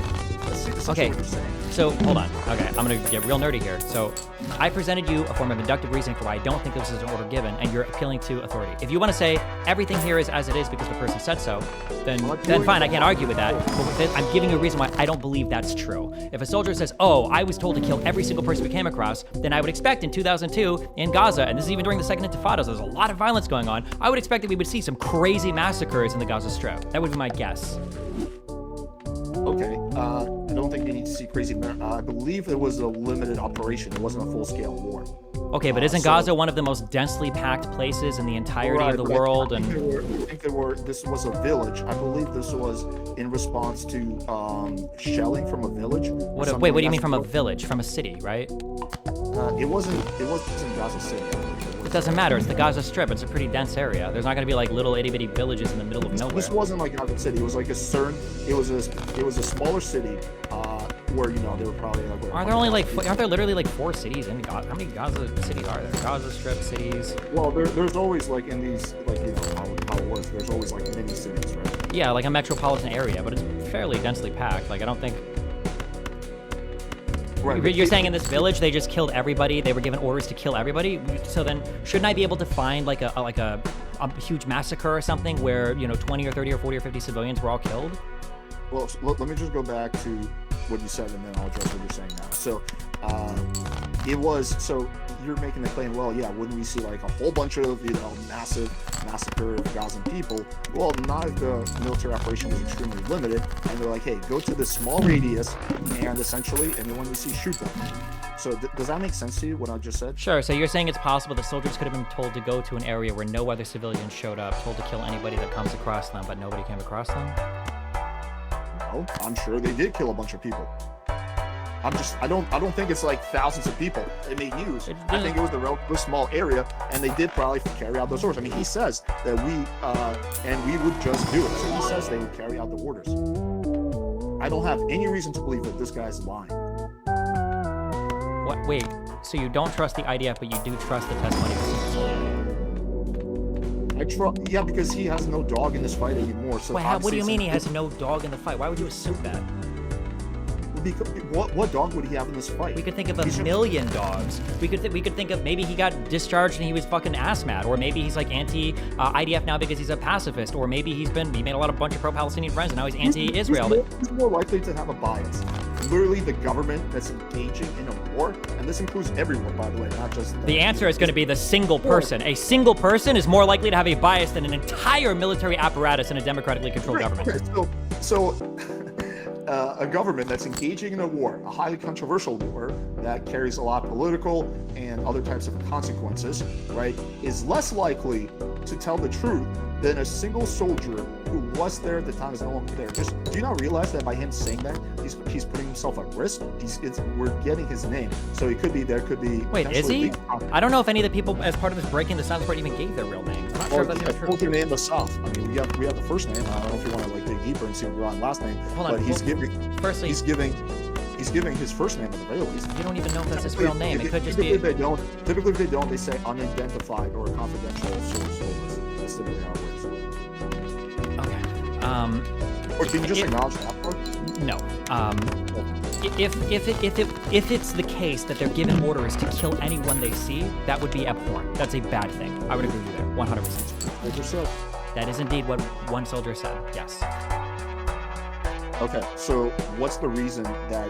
So what makes you think that you know better than the soldier does that? Like, I just want to hear the answer to that. Because if that's a policy of the IDF, and even a policy during the particular operations during the Second Intifada, I feel like that would have translated to something that we could see in a highly identifiable way. There would have been tons of massacres. There would have been tons of civilians like just killed for no reason. There would have been like huge like single incidences of like 30, 40, 50, 100 plus, 1,000 plus maybe if it's crazy, like people killed. Like that would be what we would see. Not like one soldier coming out and saying like, oh, we were told to kill anybody we found, and I guess it didn't really happen. And then also what's being described by this soldier is not technically even a war crime. Like a person being armed or unarmed doesn't make them a military target or not. That's not even relevant. Every person you see on the street, kill him? That would not be indiscriminate shooting. I didn't say that. I said the single incident that he was describing doesn't rise to the level of this is for sure not okay. Now, if he was being told to fire at anything that moved just in an open city with civilians, that's not okay. If that case is true, then it's a big city or small city. It's not. No. If they're in an area, let's say that you have a building in front of you. You think there are 20 bad guys in there. You've done all the surveillance and there's nobody else around, no civilians. And the commander says, "Listen, kill anything that comes out of the building." That's probably an okay command. No, it wasn't the case. You know it. It was in a. You don't even know where this video. What do you mean that was the case and you know it? You don't even know where this place is. What are you talking about? You want the exact name of the village? I can pull it up in 30 seconds. I didn't think I knew the exact name. You don't think it matters where things happen or the timeline? Or what do you mean you don't think it matters? You don't think it would matter if it was in the center of Gaza City versus if this was in some far-ass backwards place or in the ass end of nowhere in the northern part of the West Bank? You don't think that would matter? I think that if they were ordered to enter the Deir al-Balatro. Okay, so it was summer 2002 and Saddam's armored unit had the order to enter the Gaza town of Deir al-Bahar, following the mortars into nearly Jewish settlements. His orders were, he told the Guardian, every person you see on the street, kill him. So, yeah, so he entered a town, not a city, a town called Deir al-Balah. That's where it happened. We can pull up the population. If you had to guess, what do you think the population of the city is? Why is it important? I mean, I can answer. Why is it important? Because you're trying to say town as though there's like 5,000 people that live here. Well, that's literally what the article says. There's only 5,000 people live there? No. Okay, so Deir al-Bahar. Wait, this is.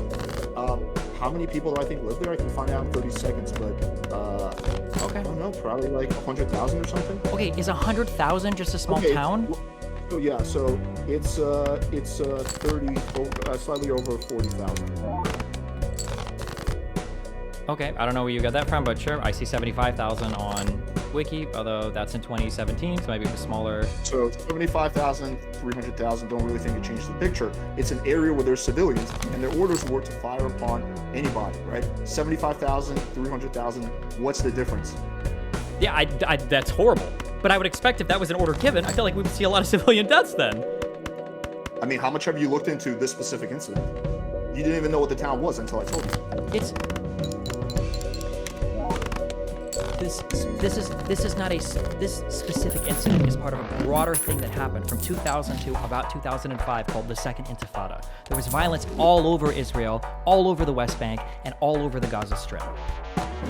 This is part of what this is happening. I don't remember, now I could be wrong, but in my going over the Second Intifada, I don't remember there being like these massive massacres of indiscriminately murdered people. I don't remember that. Maybe there were and I missed it, and if there was one that was in this particular area and this soldier is giving an account of it, that would be a pretty strong thing. Like, oh, okay, well, fuck, that's pretty fucked up. And it would be a really strong thing, like pointing towards evidence that this order was given and then it was followed. And yeah, how many people would be like a massive massacre? Probably 5+ if they're like just civilians killed for no reason. Ah, okay, so yeah, we're not disagreeing. Yeah, I mean, I didn't study the Second Intifada too closely. I'm familiar with it. I know there was a lot of controversy in the Second Intifada. There was a lot of claims of Israeli doing a lot of funky shit. So if I find you the incident showing there were some people dead, more than 5 people dead, that would be sufficient for you? We would have to see the circumstances of the actual incident. It's not just like a tally of numbers. You have to understand the context and everything going on. Well, so we're talking about intent here right now, right? We're talking about intent. And if the soldier's saying, this is what we were told to do, this was a top-down policy. Assuming, okay, just real quick, assuming what the soldier is saying is true, assuming that's the case, would then that be a culture of the very least indifference, or if not giving a shit, indiscriminate shooting? Yeah, if that order was given, yeah, that's fucking horrible. Yes, 100%, yeah. Okay. Okay, so you just have the order that happened in 2002 where he just tells people to shoot somebody. And that's me saying, well, based on the circumstances, it could be that they actually evacuated the entire city, and at this point, it makes sense. Or no, there's no way they evacuated this part of it. What more likely is this event probably never happened. That would be my guess. I'm scrolling through like this. I'm scrolling through this list of like. I'm looking at it too, and it seems like it definitely did happen. I'm just trying to. Yeah, you have to have the specific scenario. Yeah. So, Destiny, do you think it's more likely the soldier's lying or that he's telling the truth? For this particular thing, the breaking the silence thing, I don't think very much credible stuff came out of this at all. We're just talking about this soldier. No, we're not. That's where this came from. This came from that broader report called breaking the silence. That's where this testimony comes from. Yeah, so I think I actually have it pulled up.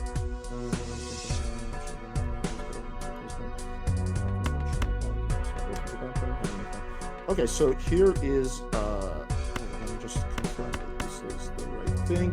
But here we have, what's the name of the town I said? Deir al-Balah, right? Deir al-Balah. Yeah, so there we go. This is Wikipedia, but I can get you more sources if you want. But just scroll down to Second Intifada. Okay. Events during Second Intifada. I'll try to pull up the sources. Well, I've already looked through this. The most I see 5 different events where civilians were killed. In the first one, in 2000, 1 death happened. In the second one, in October 4th of 2000, 1 death happened.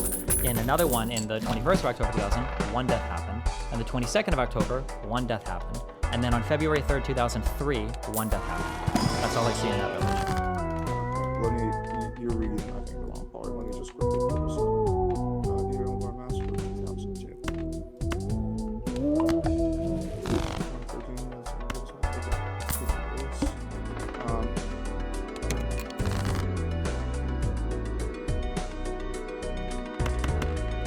Okay, so according to the Palestinian human rights monitoring group on 13 February 2002, Palestinian policeman and camp resident Shadi Mufa blah blah blah were killed along with 2 other policemen after 5 Israeli tanks raided the eastern part of Deir al-Balah and fired flechette shells at them while they fought refugees small camp nearby. It does say that residents of the camp have been involved in attempted attacks on Israeli settlements. That's what the initial argument says, that they were fired. But here we have, we have also on 6th October, that was a different incident. But yeah, so here we have. Also, we've got 3 policemen and a camp resident. So 1, let's be clear, but I'll grant it. We're using Palestinian Human Rights Monitoring Group. We have 3 policemen and a camp resident. Okay. So, and you said that they had been suspected in attacks on Israeli settlements. However, not those people, but there was shots fired. There was mortars fired from that village, not specific people. However, this was February, and the article says that this happened in the summer of 2002. Were the orders given, or this is when he was there? Well, it said on the summer of 2002, Asaf and his armored unit had been ordered to enter the Gaza town of Deir al-Balah. Okay, so everything I see is that it was around December 2002. Here we have 9.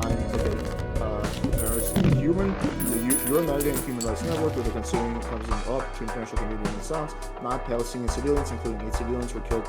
9 Palestinian civilians, including 8 civilians. Like, it's kind of oxymoron. Were killed by Israeli forces. 3 Palestinian children were killed by Israeli shelling, including 1 killed by flechette shell. I don't know what you're reading about right now. What is this? What are we reading about right now? I'll send you the article. Or just tell me the village and the date, or the city and the date. Well, yeah, I'll pull that up already. I'll pull it up again. Just give me 1 second.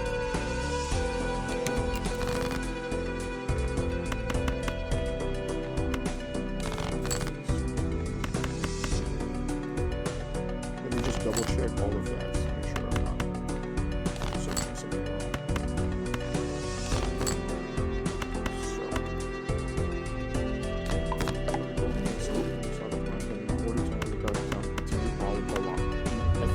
It's a very similar spelling. I don't. It's the same. If it's D-I-R or D-I-E-R, it's the same thing. Or if it's Al with a dash or Al without a dash, it'll be the same thing.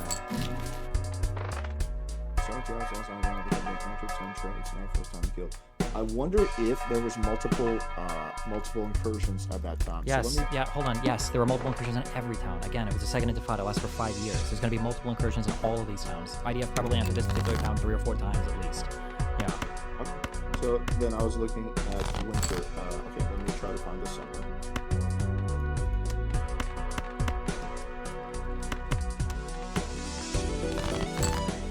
Okay, I think this is it.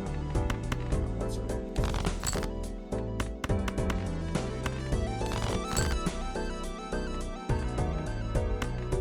Are we trying to resolve right now whether the command was given or whether the actions that are associated with the...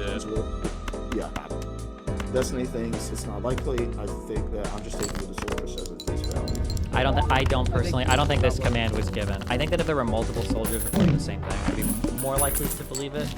It might even boost me past like the 50% thing, but the fact that like one guy says that this thing was given, he doesn't actually name an event where an improper shooting necessarily took place. The event that he's given doesn't necessarily show an improper event taking place. The fact that I can't find any like massacres or crazy things happening in that area, it doesn't add up to me. That doesn't seem right. But I'm also aware of the source of this, which is called Breaking the Silence. There's been a lot of questionable stuff about like they got like hundreds of anonymous testimonies from IDF soldiers, and people have poked holes in a lot of these. So I'm also leaning on that a little bit. But even without that, like it's weird that a soldier was given that order in a really populated town, and I can't find any massacre or anything that happened, even though they've been told to indiscriminately kill civilians. That's wild to me. Well, I would assume that if the Israeli army goes into a town, people just hide. They go inside their houses, right? I'm assuming they're not just walking around and carrying out their lives. So the amount of people that could be shot was probably significantly limited by that. It was limited to 0? Not 0. It seems like according to that one thing 5, but that guaranteed that was a different month. But no, I don't think it's 0. Just because you don't remember it happening doesn't mean it's 0. So he's saying that we're not sure if the order was given, and Alex doesn't find a group of like 5 people who were killed in that city in the summer of 2000. No, That's a discrepancy. They were killed in the winter, so there's a 4 or 5 month discrepancy. So people were killed in that town by the IDF, but there's a 5-month discrepancy between the initial article. Hold on. The question is, if we found that like 5+ people who were indiscriminately killed in that town in 2000, would that then make us believe that the order was given? Hey, Steven, yeah, or exactly. would you need Right. more? No, that would definitely push us in the direction. The issue is that, like, I don't think people understand this, okay? Like, for Babby's first atheist versus God argument, okay? Extraordinary claims require extraordinary evidence. When somebody says, oh, do you think God is real? You're like, no. And you're like, okay, well, what if I could show you this thing? Do you think that would make you think God is real? It's like, well, probably not, but like, I guess it pushes me. Well, how much? Okay, what if I show you 2 things? Like, okay, well, you're making an extraordinary claim, so I need extraordinary evidence. The claim that a military commander in a highly populated area is saying, kill everybody you see, kill every single civilian, every single soldier, I think that because people have no familiarity with what any military operation in the history of the planet has looked like, they think that like, oh yeah, definitely a commander could just say that. That could be a thing that could happen. Not realizing that claim, the a priori assumption on that claim is like 1%. That is an extraordinarily strong claim. So that's why I'm asking. Yes. So what I'm looking for is, if I wanted to verify a claim like that, 2 soldiers helps a lot. Multiple soldiers, I imagine, would help quite a bit more in that direction. But also, like, probably multiple soldiers. I need dead civilians. I need to see that this actually happened. That's an extraordinary event happening if a commander's saying, kill everybody you see, but nobody died? That's insane to me. I don't understand how that's... No one's saying. So Right. Well, hold on, that- Alex. Hold on. So if we find a scenario where 5 soldiers were killed, you would say, okay, well, this is one scenario. It still doesn't seem as though they were given this order because this happened once. We would have expected this to happen multiple times. If there was a pattern of potentially, but it would go towards a stronger thing. Like, let's say, for instance, we were to look at this village and we were to find, oh, well, in the spring or summer of 2002, there was an event where 7 people were killed. Okay, well, let's look at the event. Now, let's say in the event there was like military fighting back and forth. They're like, okay, this is dumb. Well, let's say we dig into the event. Like, there were 7 people that were killed. 4 were kids, actually kids, not 17-year-olds with AKs, but like 9-year-olds, and like 2 were women, and like 2 were like adult-age men or whatever. And there's no good explanation given for the idea for why that happened. And Palestinian human rights groups on the grounds say that they felt like the civilians were killed for no reason. Well, at this point, now I'm starting to think, okay, well, hold on. We've got a pretty big killing event here. We've got like 8-9 people killed. We don't have a good reason given by the IDF. We've got some Palestinian human rights groups saying that like these killings were done for no reason. And now we've got a leaked report from breaking the silence via the soldiers saying, well, we were given orders to just shoot whoever the fuck we saw. Okay, well, that starts to look a lot more convincing at that point. I'm like, okay, yeah, there's definitely something here. I might even be over the 50% mark. I'm like, seems like that probably happened then. That would be my assumption.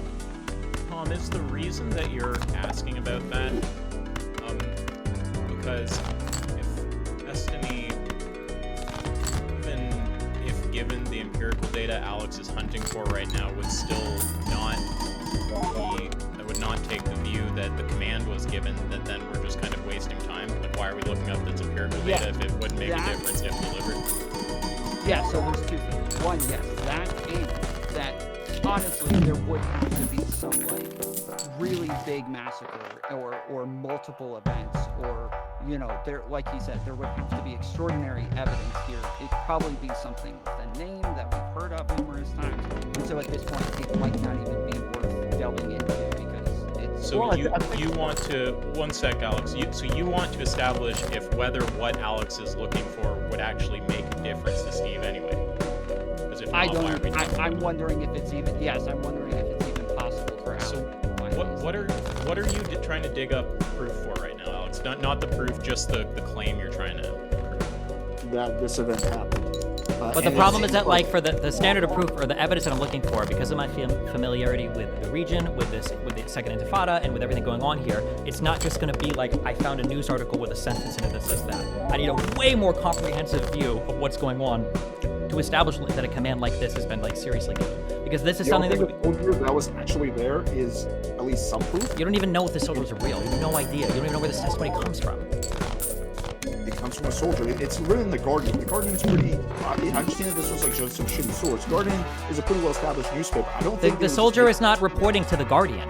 The Guardian is not interviewing the soldier. No, he gave an interview to the Guardian. That's what the article said. To be clear, though, what you're looking. Sorry, go ahead. Also, I think the soldier is the source in this case, and so we're just taking the soldier's interview as his experience. Wait, hold on. Was this soldier actually interviewed by the Guardian? I'm not sure, but they are just quoting. Well, actually, I did Out and get verify any of this information. They yeah, are- I actually just did get some more info, some more specifics that doesn't want it. Okay, the statistics collected by the Palestinian Human Rights Monitor Group show that on May 14, Dia Gawaj 13 was killed by light bullet. Kamal Ahmad 13 was shot by Israeli soldiers. May 22, he died May 22nd. So here we have this is I believe in the this is in the original article, 2 names of children that were killed during this event. Or you can shoot me the article and we can read it if you want. I don't know. It's the same article. Another soldier in Bush told the Guardian that he and his cause came under pressure to obey illegal shoot-to-kill orders as part of his sergeant's training course. He and his fellow Chinese were ordered to set ambush in Jenin in May 23. He said there was pressure to get kills. So we have multiple soldiers. Wait, this is in Jenin. So there was fighting in Jenin. In Jenin? I don't know how to pronounce it. Jenin? There was fighting in here, yeah. And I think dozens of people got killed in fighting here, yes. This is a different event, No, though. but he said there was pressure to get kills, like pressure to kill people. Yeah, but this is in a different area. This is a different story now. Right, but we're talking about IDF policy, so you're saying that, well, this doesn't seem reasonable that would happen, but now I gave you 2 names of the children that were killed, as well as other soldiers, talking about different areas, right, but where the same thing was taking place, where the orders were, so this wasn't just one crazy, I guess, commander, where there's a pattern of the IDF telling people, like, hey, just shoot people that you see, like, don't worry too much about Shoot to kill. Hold on. Shoot to kill doesn't mean indiscriminately kill. Like, again, and I'm just reading this. Another soldier, Moshe, told the Guardian that he and his colleagues came under pressure to obey illegal shoot-to-kill orders. Now, when they say illegal shoot-to-kill orders, I'm hoping that they're going to talk about why they were illegal. What is it? What do we mean when we say that? As part of his sergeant's training course, he and his fellow trainees were ordered to set up ambushes in, is this Yanin? Does anyone know how to pronounce this? In May 2003, he said there was pressure to get kills. To kill Hamas or to kill civilians? Or why is the quote just pressure to get killed? Okay. Before the operation, the soldiers were briefed that they were on the lookout for armed men, but their targets also included children and teenagers who habitually climbed on armored personnel carriers as they lumbered through the narrow streets. On a few occasions, machine guns had been stolen from APCs. Doesn't matter. If you are participating in hostilities, you lose your protections as a civilian. That is international. That is... You think a child planning with a tank, like a 12-year-old who poses no real threat, is just, oh, well, you touched a tank, therefore we're just shooting them? Wait. A child? Wait. A 12-year-old? Is that what we said? 20-year-old? Wait. Is that what we said? Well, that seems to be like what you're heavily hinting at. No, I'm going by exactly what's in the art. Wait, hold on. Moderators, did I say that? Did I just say that if a child is playing with a vehicle? We need to define engaging in hostilities. Well, it says their targets included children and teenagers who habitually climbed on APCs as they lumbered through the narrow streets, and on a few occasions, machine guns had been stolen from APCs. So it sounds like the implication is that people are coming through and stealing weapons off of these armored personnel carriers. That's how I read this. It says that a few times that happened, but there's never once a mention of these people actually trying to cause harm to the tanks. It seems like they were kids fucking around. Wait, why would you assume they literally... Wait, when you read these two sentences together, their targets included children and teenagers who habitually climbed on armored personnel carriers as they lumbered through the narrow streets. On a few occasions, machine guns had been stolen from APCs. You think these two sentences are completely unrelated? Say that one more time. Do you think that these sentences are completely unrelated? Which sentences? Say that one more time. But their targets also included children and teenagers who habitually climbed on armored personnel carriers as they lumbered through the narrow streets. On a few occasions, machine guns had been stolen from APCs. Do I think they're totally unrelated? No, they are related, but I was disagreeing with your conclusion that, well, yeah, these kids were stealing weapons, which implies that was something that was happening regularly. The point I was just trying to make is that, well, it seems like they said it happened on a few occasions, but that wasn't the, you are much more justified to shoot, I guess, a child. I still don't think it's justified, but you're much more justified to shoot a child who's like trying to steal a weapon. If somebody's trying to steal a weapon, you're engaged in hostilities. Yeah, you're part of the enemy military force, yes. I'll just grant you that, but the point I was trying to make is that it seems that only happened on occasions, and most of the time the kids were just fucking around with the tanks. 12-year-olds being stupid. Sure, if that's the case, so in this sentence it says, after a day or two, a 12-year-old climbed on one of the APCs. There were lots of guesses about his age. None of this matters. In any case, he climbed on an APC and one of our sharpshooters killed him. So if he was shot and killed just for climbing on a vehicle, I don't believe that would be justified. If that's the case, if this is what's being said here, then that would probably not be okay. Because I don't think climbing on a vehicle is necessarily taking part in hostilities towards the Janine. Yeah, let's continue. Also, here's another quote from the article. The incident is described to the Guardian and breaking the silence by the soldiers matched deaths recorded by human rights groups and in the media. So again, this was something that I guess the Guardian verified. So there's Well, then we should be able to see the deaths, and we should be able to look these up and find them. Well, we have some names. Yeah, we could look up the names of some of the children if that's what you want to do. And I mean, the first one that you gave, I couldn't find anything to see that there was an order given to just kill every person you see. What were you looking for? Before we even do that, hold on. Destiny's still saying, Destiny, you are saying that them climbing on the tanks means that they are likely, that the soldiers believe they are likely stealing the weapons, right? They probably think children have stolen the weapons. That particular child, maybe not. I don't think you could just kill any child you see climbing on a vehicle. I don't think you could do that. I don't think so. You would have to have some reason to believe that they're actually stealing. Maybe they felt threatened. Or no, I think it's. I'm fucking around, bro. If it was a 17-year-old stealing weapons, do you acknowledge that they could shoot that person? Or do you think they have to let them run off with the weapons? I think at that point it's reasonable to shoot that person. Okay. What if it was a 14-year-old stealing a weapon? I think it's... Earlier, Destiny, two sentences were put together because they were connected. So it sounded like you were saying because they are connected, they're saying that climbing on this vehicle means they were likely stealing the weapons and therefore they... That seems to be the argument given. That would be my guess was the argument given by the IDF. Is there a name for the first kid killed? Can we find this, Kai? It was a 12-year-old killed. Now, do you agree they're saying they shot them because they thought that they were stealing the weapons, correct, Alex? Say that one more time? You believe that in the article they are saying that they likely shot the kids because they thought that they were stealing weapons, correct? No, it seems like that happened. So some of the kids were shot because of because they were stealing weapons, but some of them were not stealing weapons, which is why they, I think, used the term on a few occasions, not that it was happening regularly or this was a regular occurrence. On a few occasions implies that it was not something that happened often. But here's another quote. Right, I'm asking, it sounds like they say that they think that they are stealing weapons. That's why they said they climbed on the vehicles and that the weapons had been stolen regularly. They are trying to say that they thought that the kids were stealing weapons. Well, according to the article, only a few of the kids were actually stealing weapons. So here, we're just let me just say this because it's directly related. We were expressly told that we were just waiting for someone to climb on APC in order to shoot to kill.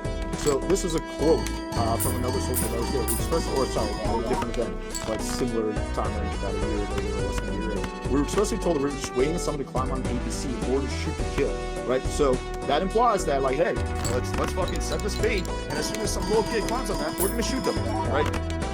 If the last thing you want is people climbing the tanks, which I agree, then there should be some kind of deterrent effect. We shouldn't just be a deterrent effect like it's a tank? They're 12-year-old children, bro. 12-year-old children are stupid.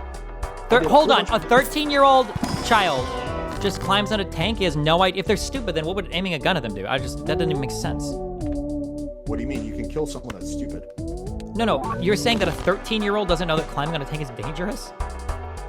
He probably knows it, but he's also stupid. Like, when teenagers do all kinds of, especially kids that age, do all kinds of stupid things, and they disregard the danger. I did so much fucking stupid shit that I, consciously knew was dangerous, but when you're that age, you think you're, like, invisible. That's just what part of being a 12-year-old is, a 12-year-old boy specifically. But again, just given the fact that there's also a quote that says, we're supposed to totally just waiting for someone to climb on APC in order to shoot to kill. So why would they be waiting? Why would their order be just wait for someone to climb on APC? Why would that be their order? Just wait. Because they're trying to kill militants that come through the area? How would you distinguish if it's a militant or something like that? If it's a child, like if they interact with military equipment, they climb on top of. Why would you just wait for their child? Why wouldn't you be like? Why wouldn't you give the child a warning? Hey, don't climb there. That's the warning is that it's a fucking tank. It's a goddamn tank. Yeah, it's a fucking little child who's fucking around. How do you know it's a little child who's fucking around? Why would you assume that? Because it gives the age of the people. There's 12-year-olds and 13-year-olds. What do you think what does that have to do with anything? Well, because they're not adults. They don't have that kind of good decision-making power. How do you think the people are in this picture? I'm just curious. Which picture? Which picture do you want? The thing that I just recently linked you.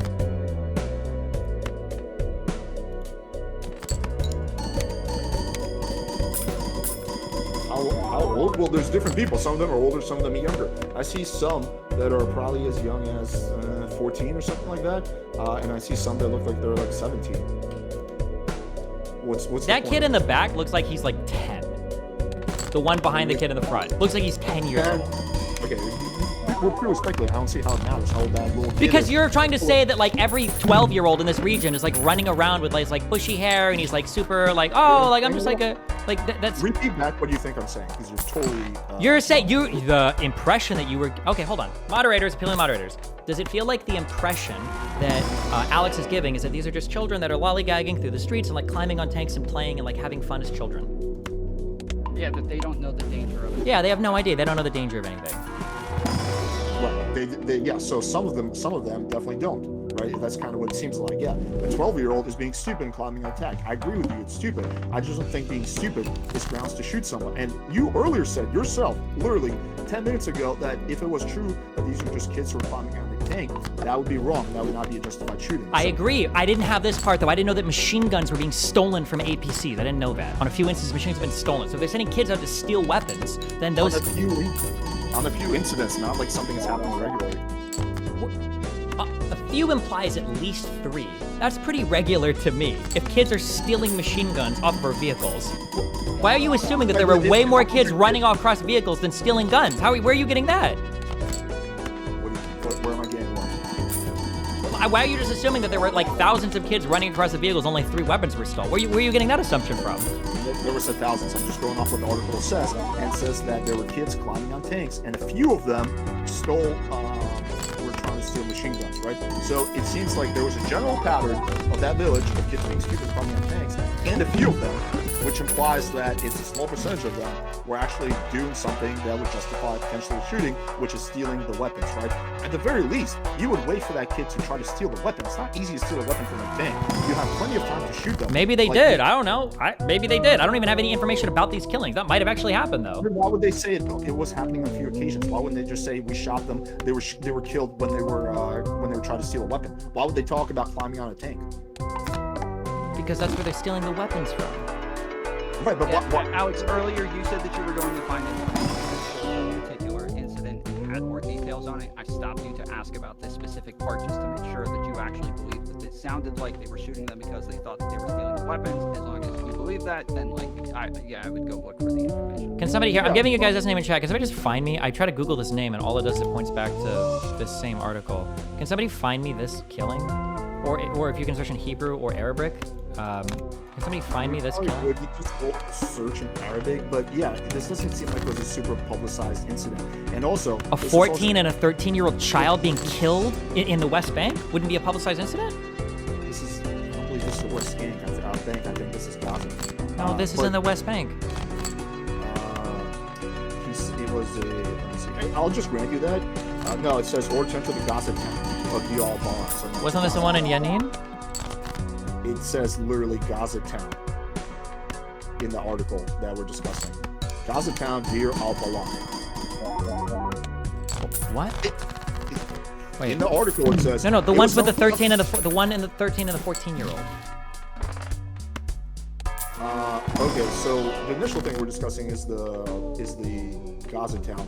Well, in the Gaza town, I don't think any name is given at all, so I'm not looking for that. Let's just assume that it was the second incident is the West Bank town. I don't see how it matters at all that it was in Gaza West Bank. I didn't say it mattered. I didn't say it mattered at all. You corrected me. I said I think it was in the West Bank, and you said no, it was in Gaza. And I was correcting you.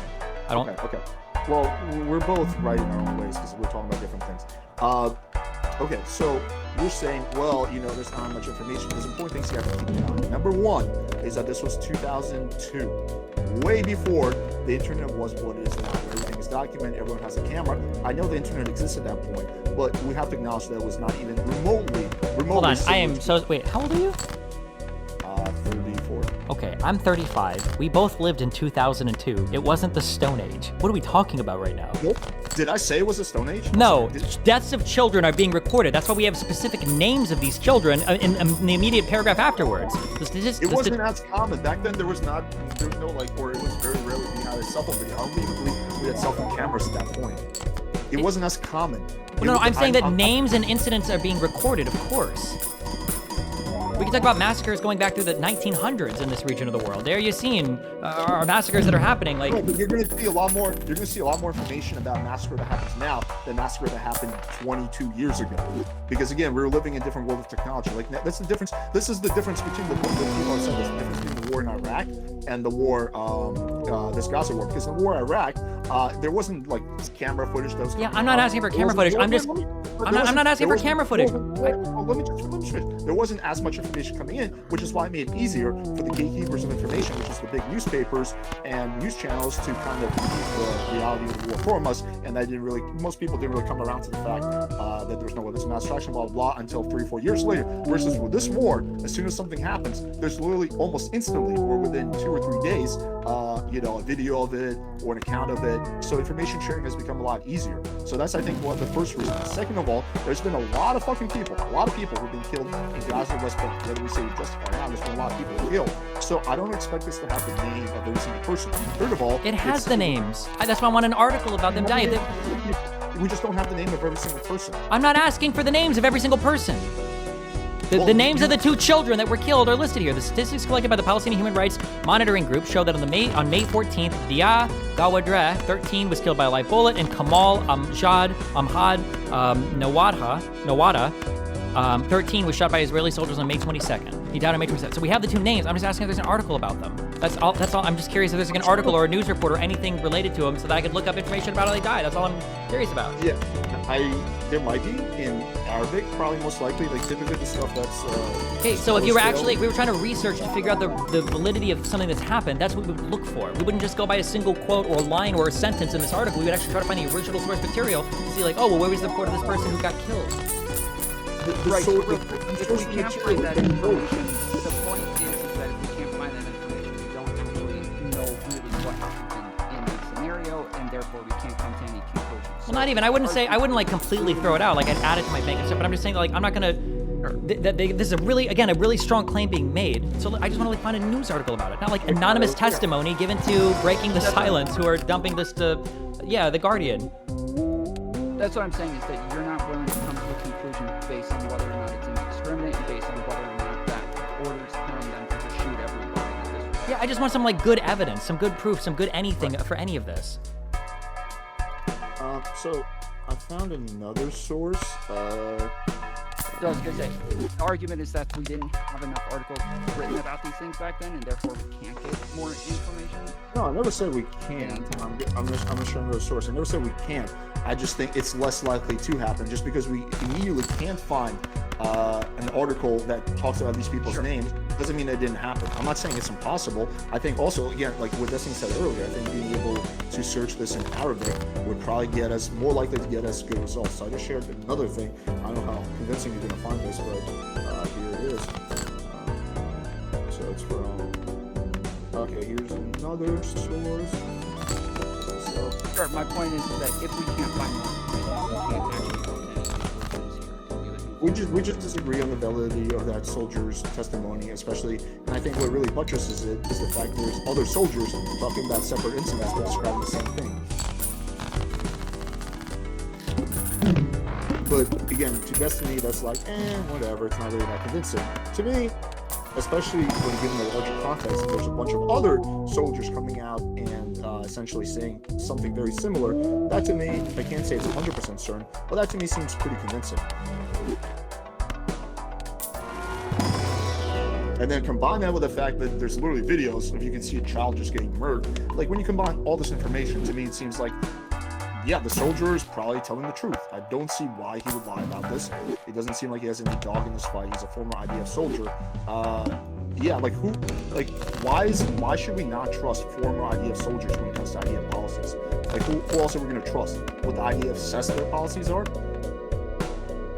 The fact that you can't even fathom how an anonymous individual soldier who's discharged from the military might say something, I don't even know what to say. Like, you're like, oh, well, this obviously was 100% true. It's like, sometimes information doesn't get out, or doesn't get out until much later. For example, with WikiLeaks, the Patriot, whatever thing was happening for a long time, but it wasn't until actually Julian Assange fucking risked his shit, essentially now backfired on it, to release that. So you can't always expect every single piece of controversy to get out. There's a lot of incidents that you don't get the information on, at least not until 50 years later. Sometimes you never get it. I'm not asking for every single piece. What I've been told over and over again, here's the issue. And again, the issue is that you don't understand the strength of the claim you're making. I've been told over and over again that for 100 years, Israel's had a top-down policy to indiscriminately kill civilians, and the order's been given multiple times across multiple units, and this happens over and over and over again.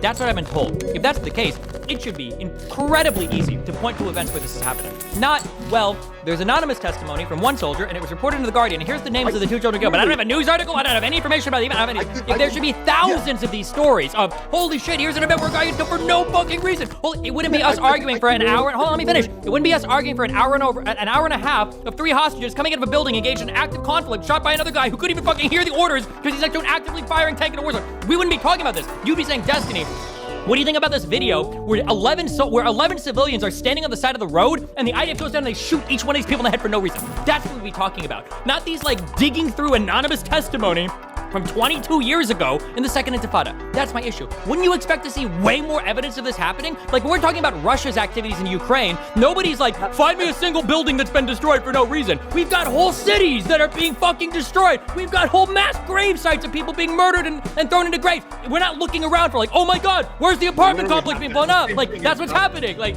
we're the same thing. Okay, first of all, I have no idea why you're screaming. Okay, that's the first thing. Second of all, this was one incident that I referenced, and I was not talking about the actual incident itself so much as the soldier's testimony, because I was trying to make a broader point about what the IDF's policies are. So I was just relying on the soldier's testimony. You're saying, well, there should be more instances of this happening. Absolutely. We've only gone through 2, but I can pull them up. There's actually 1. I can pull them up. Like right now, I can show you an example of this happening. Everything you're describing, a pretty precise example of this happening. So do you want to just move on to that? Since that seems to be the thing you're asking. it doesn't seem like you've read any of the shit that you're sending me. Like, you're just giving me a news article. I've read it. I just don't recall the specific name of the village. I didn't think I would need to like. It's not even the name of the village. You don't know who the soldier is. You don't know where the report comes from. You don't know what breaking the silence is. You don't know what the context of any of this violence. Like, what? What do you mean? I know his. Do I need to know his like middle and last name? You don't know if it's an anonymous testimony or an actual known soldier. That's a big deal. Is it not? You don't think it's a big deal or not? If it's an anonymous source versus like an actual known soldier? Not really, because I think in these situations it's best to stay anonymous. So if I was in his shoes, I would probably stay anonymous as well. I mean, there's literally he could carry legal repercussions and potentially go to jail. I don't know what. I don't believe there's a statute of limitations in Israel. I don't know, but if there's no statute of limitations, he could legit go to jail. He's admitting to a crime, so of course he would stay anonymous. That's typically how it works in this situation where you commit a crime. You're not going to publicly just rub it in people's faces. Yeah, I killed these soldiers, so probably. He's not rubbing it in people's faces. He's informing. He's reporting. He's leaking. Like, I'm being hyperbolic, but the point is, you would want to stay anonymous. Is that unreasonable? Would you want to go public and say your real name and admit to carrying out a crime? How would that make sense for any reasonable person? What do you mean, how would it? Because there'd be more credibility behind the report. And at the expense of him going to jail or facing other. Does he? We don't even know. Okay. All right. So you think that if a soldier clearly admits to a crime from 20 years ago, that there's not a good chance that he will suffer repercussions for that? It's possible. That's not what we're arguing. We're arguing over whether or not it would make the report more credible. Yeah, what I'm saying is that I think it would be unreasonable to expect most people in that situation to come out publicly when they're personally admitting being involved in the crime. Typically, when people admit to a crime, they stay anonymous. He's not going to be persecuted for this crime. He'd be prosecuted for leaking, if that's a fucking thing that the Israelis do. That would be another thing he would be prosecuted for. How would, at the end of the day, he would most likely be prosecuted. Why would he want that? Why would he want to be prosecuted? Sure, that's fine. I'm just saying. Do you agree? Hold on. Do you agree that it's more credible when there's a name behind the report, or less credible? Depends on the circumstances. In this situation, I think it's largely